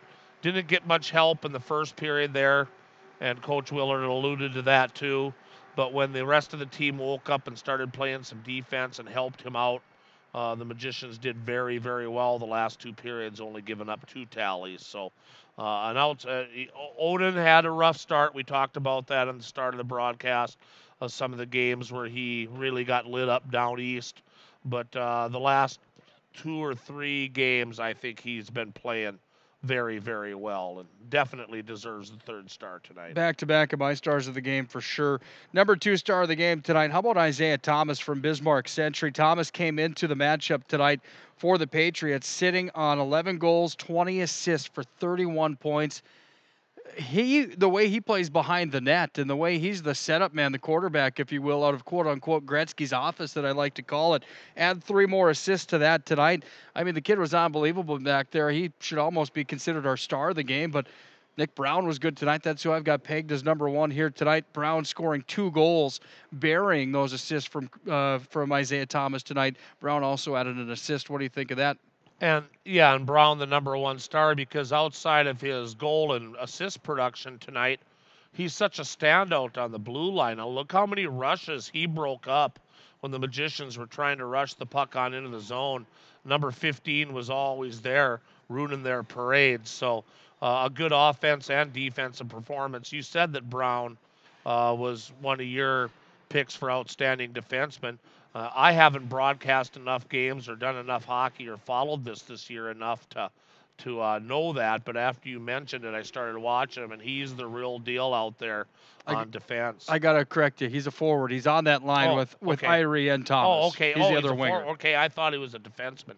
But he, big boy, very good with the puck, good hands, and he's a good defensive hockey player, too. I saw him break up quite a few rushes. I guess I thought he was playing the point. I was just going to say, I mean, that says a lot about what kind of player he is on both ends of the ice with, you watching the game thinking that, geez, Pete, you saw him in the defensive zone playing the way that he did. Kind of goes true to what I was saying about him before the game, that all-around, well-rounded player. Those are your 3 stars of the game tonight. Nick Brown, number 1. Followed by Isaiah Thomas, number 2, Odie Nelson, number 3. Minot's Finest Collision Center brings you those stars of the game each and every night. Larry, closing thoughts tonight before we head down to the ice and you teach me how to play goal in the broom golf world. Oh, I didn't know that was on our schedule tonight.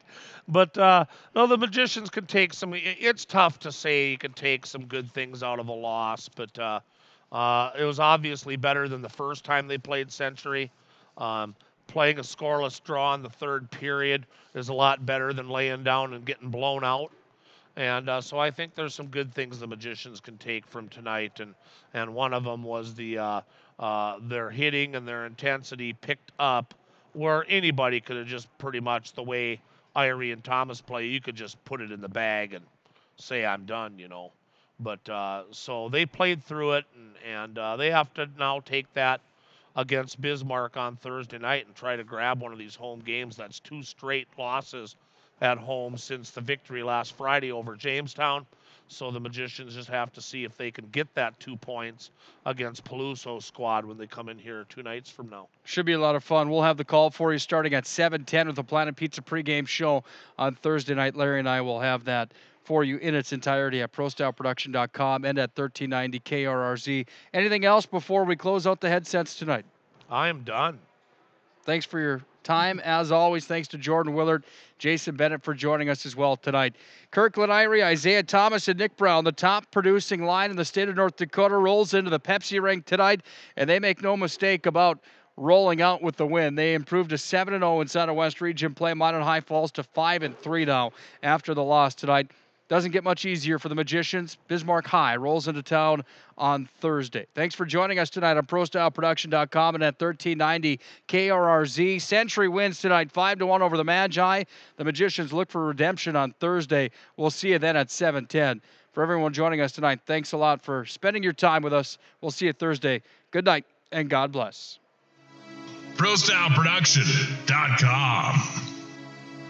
This presentation on the ProStyle Production Broadcast Network has been made possible by IMM, Minot's Finest Collision Center, Premier Chiropractic, Ralph's Plumbing and Heating, Souris Valley Dental, Qdoba Mexican Grill, Thrifty White Drug, Duffy's Hockey and Sports, Buffalo Wild Wings, Pimento Orthodontics, Bremer Bank, Minot Hockey Boosters, the UPS Store, Planet Pizza, First International Bank and Trust, Tecta America Dakotas, Elevation, First Western Bank and Trust, and ProStyle Production DJ Services. Stay up to date with the ProStyle Production Broadcast Network at ProStyleProduction.com.